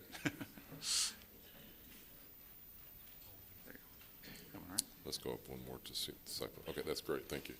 Okay, what we've got is the site plan up here now for the Prince Charles site. And what we've done with that, you can see that we're trying to keep the ballpark within the confines of the existing rights-of-way for the railroad on both the east and the west sides. So it's created, and what we tried to do with this was to get the program within that footprint. The entire ballpark footprint sits inside of what we understand via Google Maps, what we understand to be the rights-of-way for the railroad. So we've stayed away from that. One of the early or the later phases, I think when we go to phase 3, this particular diagram, what we did to show how you could possibly develop as my friend Dan said, light blue. I see some purple in it, but that's okay. In the very tip of the ballpark where the two railroad corridors engage there, we've got a little bit of a triangular piece, and we've seen a developer who wanted to put that into residential. The only way we could figure out residential could work or something in there would be to gain access, a permanent access across the railroad via a signal intersection or a crossing there. It's not a lot of fun to work with railroads. I mean, they're great people. Railroads are great people, but they also, you might as well bring the Corps of Engineers and some other things into play also. It's very challenging. You're much better off staying within the confines of the right-of-way, which we've done on this particular site. The entire program that we set out that was first used at Catalyst site fits within this footprint within the rights-of-way of the railroad. So we're feeling it's pretty good. Get into challenges when you try to develop that very northwestern piece. That's a challenge. Okay, you bet. Thank you, Mayor Pro Tem. Mr. Deviere. Thank you, Mr. Mayor. Thank you, Mr. Barrett. I think you might have got my email as you came off the plane. I did. Thank you for the questions. Well, I appreciate it, and it was a lot to read this weekend, so I'm sure. it took us I'm sure it was. took me a little while to get to some of the questions, but you addressed some of them, so I'm not going to hit them all. I'm assuming, Ms. Small-Tony, that you're going to feed this back out to us, and all these will get addressed? Yes. Okay, thank you. So I'm just going to hit a couple. Sure. So I Happy to don't answer 'em. take all night, or a couple key ones. When you talked about the income levels, one of the things that we historically saw in this community is that we didn't capture the military entitlement salaries that are there, like jump pay and different things that are there, as well as the veterans' benefits, and really truly capture what that average pay in our community is. Was that factored into this study or not? The benefits are not captured by Claritas and Nielsen. I don't know about jump pay, quite honestly. We've found, and we've done work in military communities before, and it is very difficult to really understand how many dollars are in there. And when we look at the corporate base, one of the things that we think about are the companies that serve the military that aren't necessarily based here may have reason to entertain here, may have reason to buy suites or club seats or something like that. So that doesn't get captured in our statistics either. You know, the best case in point is at El Paso. I keep bringing it up, but it's the most recent. And Fort Bliss, I made the mistake of saying that Fort Bliss was the biggest in the country, and I was immediately corrected during our interview. Fort Bragg is, so I apologize to the community. But Fort Bliss is a large military base as well, and a very confusing set of demographics there when we were looking at it. And minor league baseball, quite frankly, was very concerned about income levels and corporate base in El Paso. And like I said, not only just in terms of ticket revenues, but sponsorships and premium seating, they've been wildly successful so far. I appreciate that. We just probably need to look at, I noticed Savannah, and Savannah's similar market. What was interesting is their income levels were a lot higher, but there's some other things that happened down in Savannah as well. Tourism's huge. Tourism is a huge driver there. Key comparison points, you talked about that this market was acceptable, I think was a term that Councilman Chris was talking about as well. But there's about 4 key points. When you talked about the income, or excuse me, the employment rate, the income levels, the low sales volumes for company, and then the government, entities are really the top employers in this region. Are those really when we look at it, we're trying to look at the long-term financial viability of this. Are those the kind of core factors that you're looking at to make the recommendation, or are there something else that really weights it and plays into it? Yeah, I think that this list here at the bottom of this page are really the areas. You captured most of the market demographics, or many of the market demographics, in terms of income, corporate base, the types of companies that are here. The population base is a key area, and certainly from a population base, there is enough population to support a team here. The competition in the marketplace, or the lack of competition in the marketplace from not only professional sports but also from collegiate sports, also is a factor that's positive. So, when we first started looking at this and we were saying, oh my gosh, look at the income levels, look at the corporate base, what's driving this, what could be potentially successful? We talk about at the major league level, these teams in these communities where the professional sports franchise is the only game in town. San Antonio Spurs. San Antonio, you look at that market and you wouldn't say that would be one of the most successful NBA markets in the country, but it's really the only game in town for many years. And we look at some of these minor league towns the same way. If this is the main entertainment source for the city of Fayetteville or the community and the region, 80 miles away is Zebulon. You're going to be capturing from a broader base than you might otherwise. And so, like I said, there's no guarantees, and we don't sit here and try to make any representations that, yes, this is going to absolutely be successful, but we think there are a number of positive attributes that offset those challenges that would give you the opportunity to potentially be successful. Operations of the team and the stadium are also going to play into that. I think it goes back to part of what Mr. Moan talked about is kind of the blue-collar environment. And when you looked at an average ticket price of $7.30, somewhere in that range, did that factor into kind of the seat size and how many seats you're going to put in? Yeah, absolutely. As well as looking at the average dollars that are spent here on entertainment. Are we going to exchange those?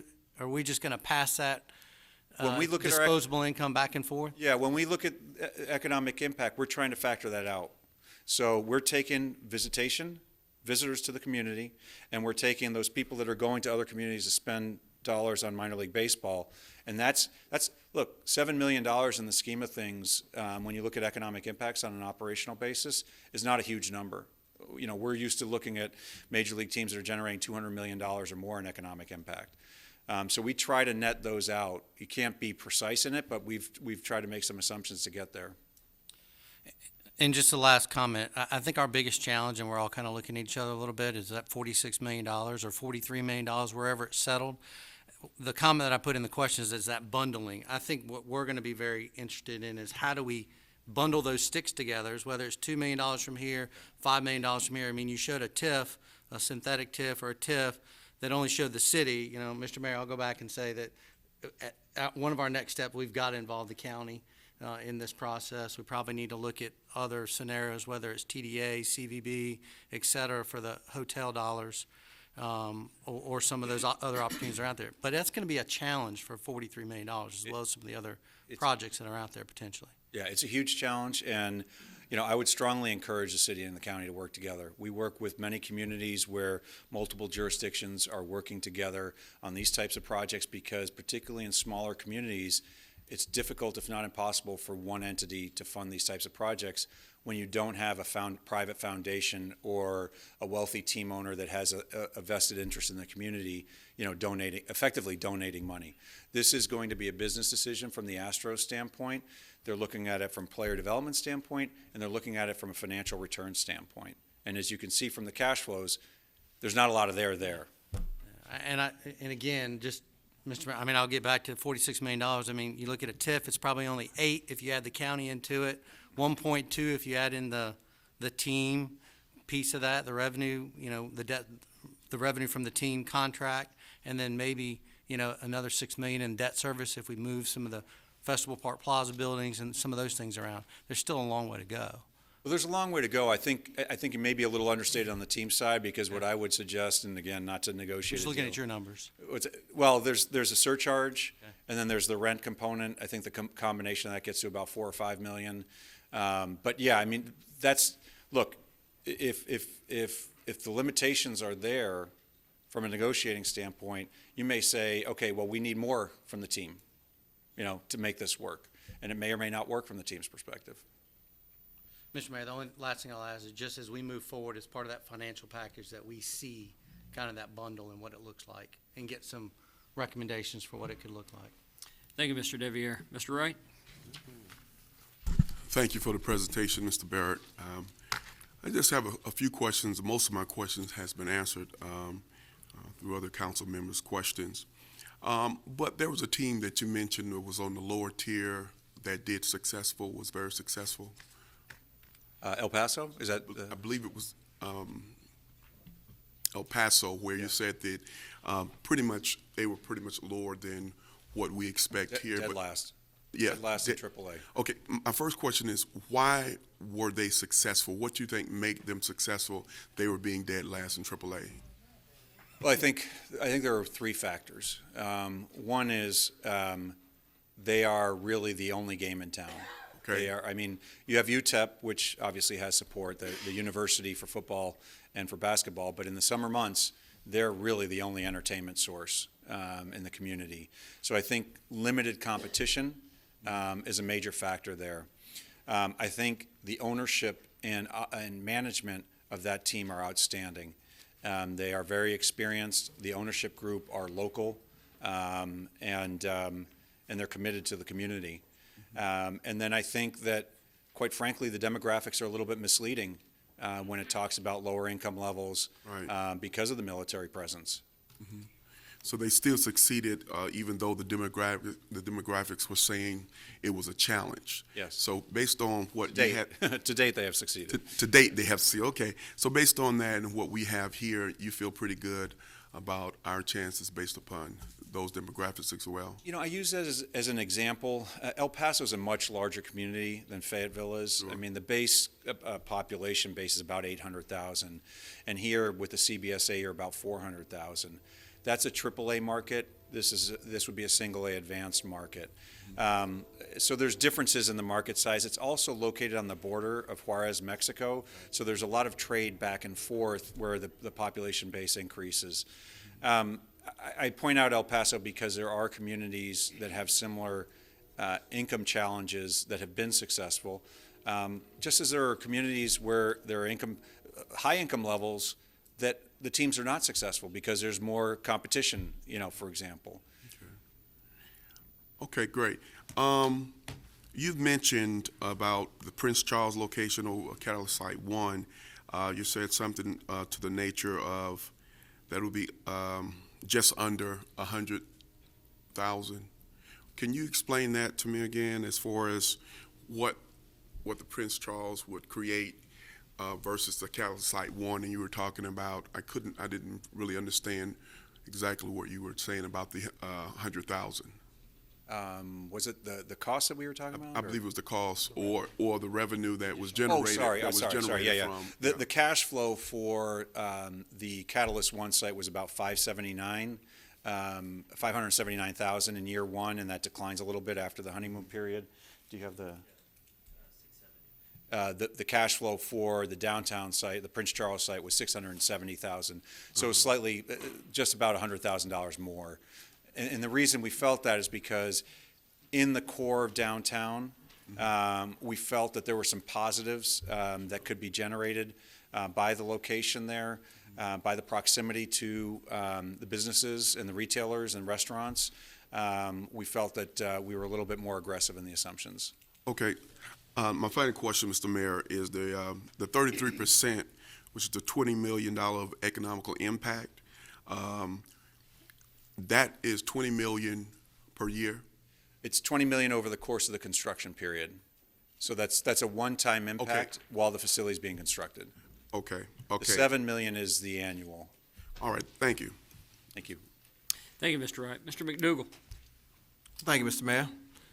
Certainly, I echo the thoughts of everyone else, and we appreciate the report that you've done.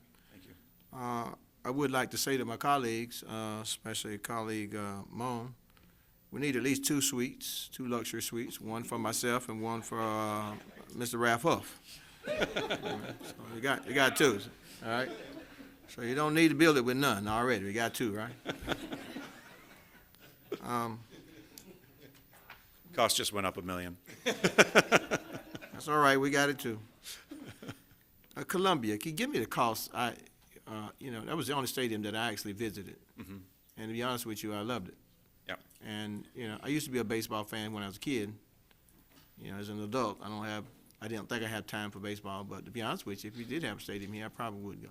Now, the cost there was significantly different than a lot of the other stadiums. And can you give me, do you know that number? $37 million. 37 million is what I heard. I thought that's what I heard. Yeah. And in fact, the stadium in itself may be even larger than some of the ones that were $60 million. All right. Okay. The other thing was, in talking to the baseball partners there, while we have employed you to do this report, they've done their own report. They've done their own analysis. Okay, I didn't know They that. know that 30-mile ring already, that 30-minute drive. They know what it is already.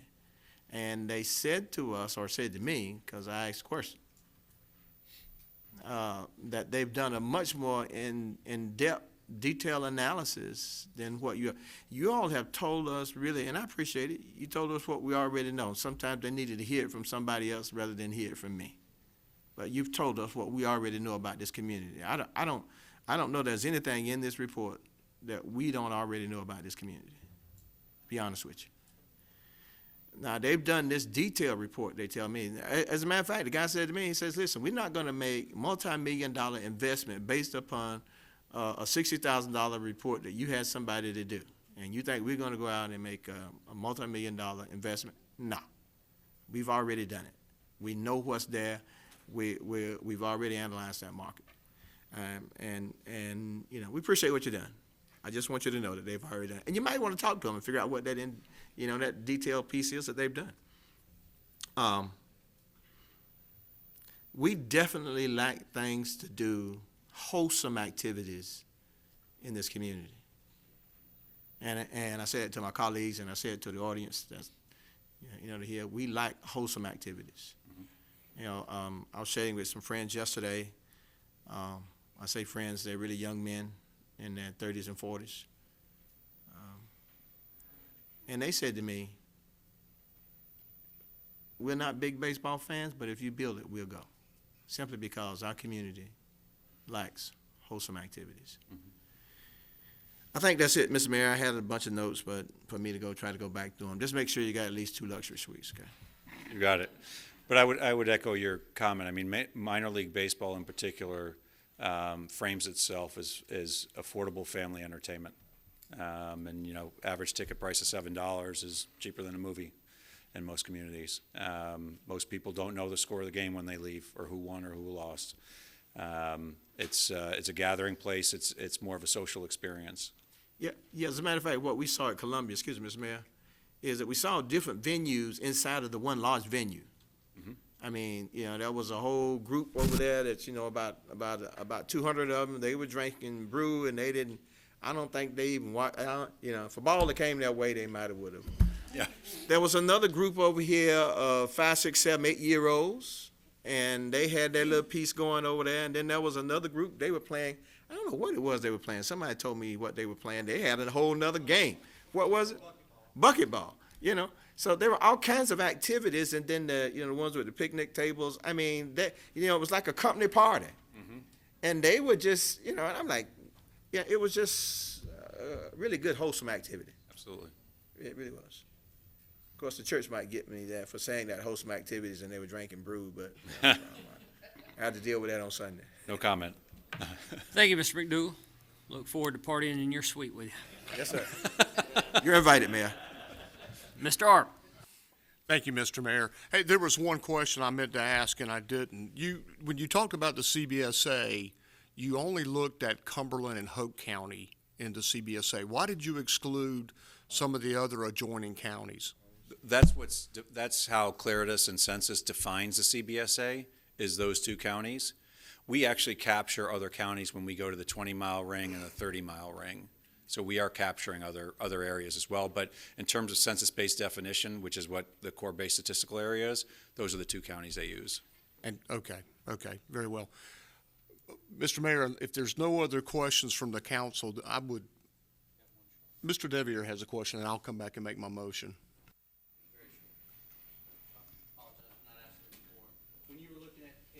When you were looking in this report,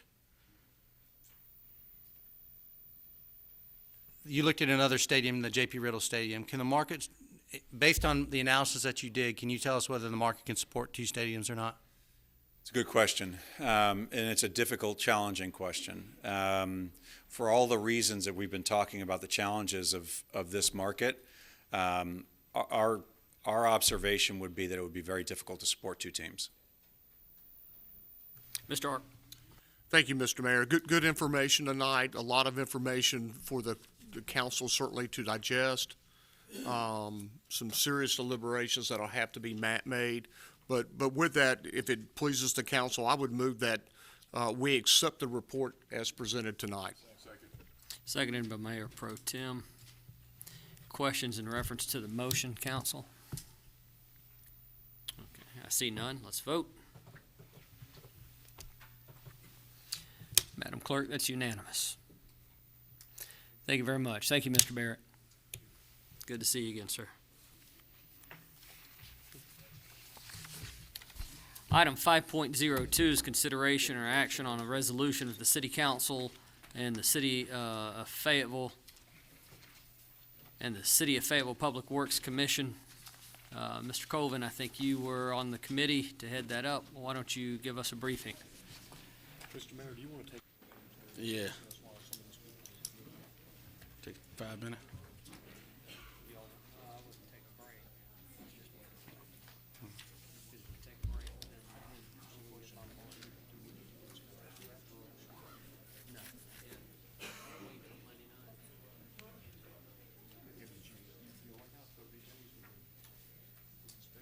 Do we need to go back to all of this?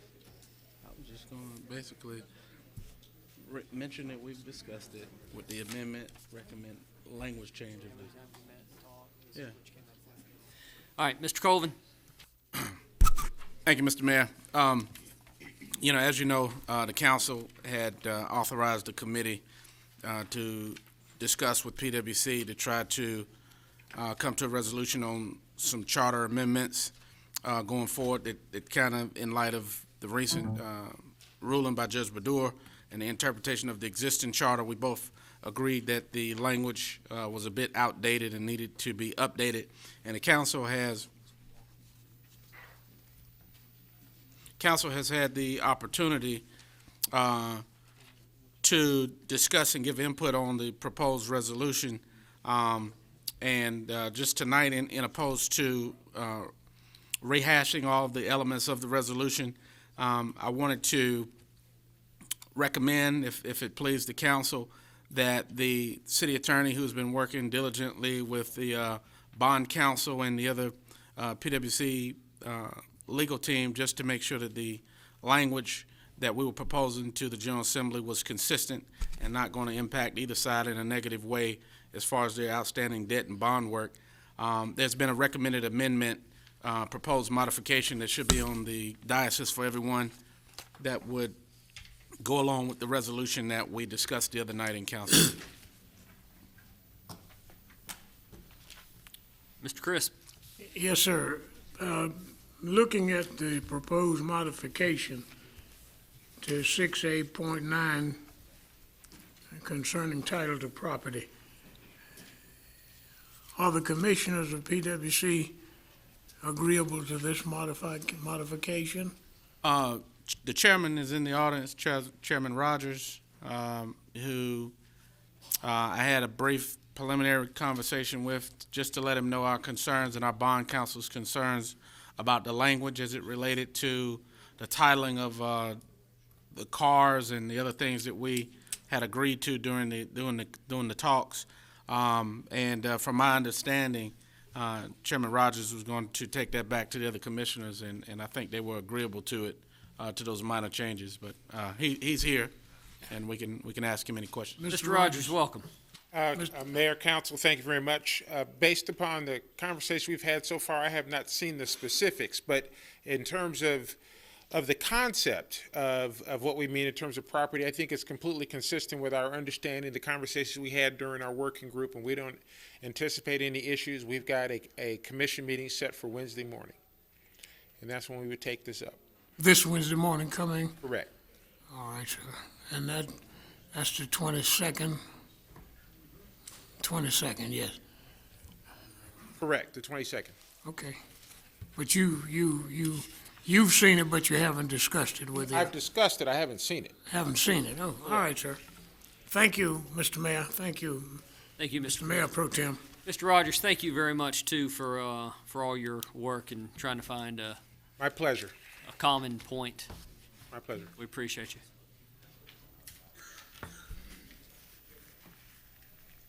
Okay, Mayor Pro Tem. Mr. Mayor, if there are no other questions, I'd like to move that we accept the resolution that was prepared by legal staff with the modification as described in 6A.9, and to the council take action to be discussed and forward that to Public Works Commission as a part of the joint resolution. Second. You beat me. Okay. Councilmember Colvin and Councilmember Ramon is the second. And, Mr. Mayor, would you allow me to please clarify where we are with this? Please. Yes, ma'am, I sure would. Thank you so much. So essentially what you have before you is the resolution that was adopted by the commission. That's understood. Earlier today, thank you, Mayor. Earlier today, bond counsel expressed some concerns as it relates to paragraph F of the resolution. They then circulated proposed language that was sent to me and the PwC staff. So what I'm understanding, the Mayor Pro Tem's proposal would be that you would amend paragraph F of the resolution adopted by the PwC to include the language submitted by the bond counsel. Thank you, Madam Attorney. All right, we have an appropriate motion and a second in supporting role with Mr. McDougall. So, is there questions on the motion? Yes, sir. Mr. Crisp. Am I to understand that this 6A.9, it will be a substitute for subparagraph F? Is that correct? The attorney says yes. Thank you. Of the resolution. All right, seeing no further questions, council, I'll ask for your vote, please.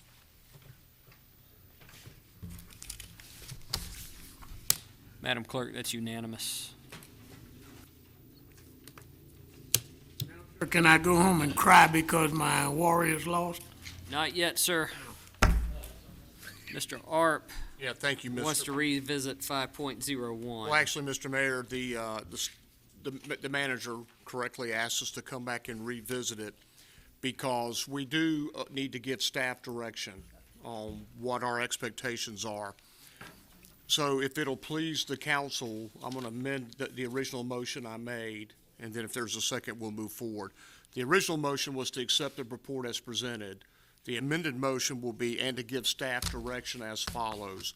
One, in regard to the proposed response to the Houston Astros, the staff should prepare a response for our review Monday night at our meeting. Two, identify next steps and decision milestones being go, no-go decision milestones for the proposed park. And then three, a recommendation on a proposed location as presented tonight, Catalyst Site 1, Prince Charles Hotel, or an alternate site, but that they come back to us with a proposed site location. And that would be the amended motion.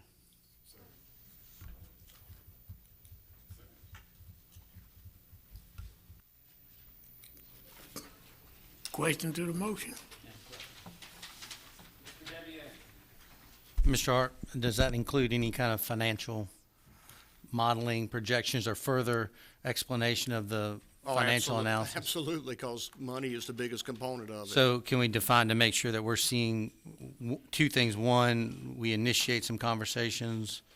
Well, we look at the financial options that are there, present some financial options. Well, that would be part of the decision milestone process. They would have to come back with milestone options, and at any point in the decision milestone process, we could elect to decide continue forward or to stop. Is that expected by Monday night? Not Monday Mr. night, Arp? no, sir. The only part expected by Monday night is the response to the Houston Astros. That's because you got a 30-day window. Well, I would prefer to call a special meeting sometime in July, but I'll certainly adhere to whatever council wants to do. Mr. Crisp? Do we have an agenda briefing this Wednesday night? I think that would be the appropriate time, but a special meeting would have to be called tonight in order for us to meet the window, I believe. Is that correct, Madam Attorney? Too late? You could continue this meeting until Wednesday, We can suspend the meeting, yep. which would then allow, would not require further advertisement of the meeting. That's one option, or certainly you could add the item to your agenda briefing. I think that's the more prudent course of action, Mr. Mayor, is for us to tackle this thing day after tomorrow and get on with it one way or the other. Agreed. Can staff support having a proposed plan or response to the Houston Astros by Wednesday? I'll agree to that amendment. Need a second? Well, I think, I'm not sure I understand. You said in your original motion for us to give guidance to staff. So I thought what we would do Wednesday night is determine what guidance we're going to give the staff. How can she put a plan together if we haven't given her guidance until this coming Wednesday? Well, correct me if I'm wrong, Mr. Hewlett and Mr. Barrett, if you're back there. We just owe a preliminary response back to the Houston Astros. We do not owe them a financial plan or anything like that, I understand. in the next 30 days. But what if on Wednesday night, a majority of us say that we're not comfortable with what the Houston Astros is asking of us? That's to be determined. Mr. Manager, why don't you clarify? I always have trouble with this. Okay, thank you, Mr. Mayor and council members. In your packet, Ms. Maltoni did distribute the letter that we have from the Houston Astros. And the proposal would be that the council would be able to give us direction, if you've had a chance to review it, as to whether or not we would like to enter into negotiations, as it says in the letter, to move forward with the Houston Astros. They wouldn't look at anyone else, and we wouldn't look at anyone else in this period. I think that between now and Wednesday, or between now, Wednesday, and then Monday, when the council could make a decision. To me, this is kind of an easier decision to make. We don't have anyone else that's kind of courting us. It doesn't commit you to building something. It says that we want to work in partnership with the Astros to further this down the road. What would be helpful, though, before we start talking about to the Astros and about responding to their letter, would be between now and Wednesday, if the council could give some consideration to, if this is a no-go for you, then it makes no sense to talk to the Astros. I think clearly, at least what I've heard from the council members is, if there is interest, at least us proceeding to the next level. And that is how it's all been designed. And so that would be what we would hope to have for you on Wednesday. Thank you, Mr. Hewitt. Mr. Colvin? My question is, what date did we receive the proposal from the Astros? Rochelle. 17? The 17th. 17. The date that the letter came from the Astros? So the letter came from the Astros on the 17th. Okay, so they asked for 30 days, correct? Right, so the trigger point is from the time that we respond, one way or the other, about entering into the agreement, they're giving us 30 days before we come to the table for negotiation. So if you look at that window of time of 30 days, that would be the time that we would work very diligently to gather information about bundling, some of the issues that you all brought up. So the real trigger here is 30 days between the time that we sign this in order to get to negotiation, if that makes any sense. So if you sign it, tonight, for example, you have 30 days before you actually sit down with them and start a negotiation process. So what happens within that 30-day period is answering a lot of the questions that. But I'm not going there, Ms. Smalltone, but we've got questions before we get to the point of signing a document. Right. So the time to ask your questions is before you sign it. It is, but there is a very small window time. Well, they sent this on the 17th, which was when, Friday? Right. So is their window from Friday to the day that small? No. What I'm saying, Council, is at some point we are going to have to sign this agreement. We're clear on that, but what I'm saying is that it seems like that you're kind of adamant about getting an answer tonight, and he made a motion to continue this on Monday. So I'm not understanding what is going to change materially on this deal between now and Monday. No, I'm sorry if I'm misleading you to believe that we're looking for direction on that tonight. What I'm saying, though, is between now and the time that you're ready to sign that agreement is a period of time when we start getting the answers to those questions. Then in addition to that, of course, is the 30 days before we actually sit down and negotiate. Mr. Mayor. Mr. McDougall's next, and I'll go back to Mr. Crisp. Mr. Crisp? I was in no way implying that a no-go vote is in order. I have no idea. But I do have some concerns about some of the stipulations in that letter from the Houston Astros, and we do have 30 days. I don't think we're outside the realm of reasoning if we discuss this on Wednesday and make our formal decision at our Monday council session. And that was what my friendly amendment was, and you accepted that as such that we put this on our agenda for Wednesday night coming for discussion. That's very good. Do I have a motion to, Mr. Mayor. oh, there's a motion on the floor. I'm sorry. We can't can't table this meeting with that on the floor. Mr. Hart. Listen, at no point should the Houston Astros proposal drive our decision-making, okay? Our decision-making has to be determined by us in the timeline we're on. And I'm very grateful that the Houston Astros are interested in Fayetteville, and they're interested in what could potentially be in Fayetteville. But this is a serious decision that requires serious deliberation and very thoughtful planning. And so while there's great interest, and I am one that is interested, we have to be very deliberate in how we go about this. So, Mr. Mayor, if it's necessary for us to suspend the meeting tonight, you can't do that with a motion on the floor. Is that correct, Madam Attorney? You can withdraw the motion. You will need to take action on your motion, and depending on the outcome of that motion, You can withdraw the motion. your proposal wouldn't be to table the meeting, it would be to continue the meeting until, You can Suspend the withdraw meeting, motion. correct? it would be to continue the meeting until Wednesday. You can withdraw your motion. Jim, you can withdraw the motion on the floor. So just for clarity, if we table the motion tonight, we've not given staff direction. That's correct. But you clearly have the intent of the council. So at this point, I would move to withdraw my motion and continue the meeting till Wednesday night. Okay. That motion is withdrawn. Motion is made to continue the meeting till Wednesday at 4. Council, is there discussion on that? All right, seeing none, I'll ask for your vote. Continue this meeting Wednesday at 4 o'clock.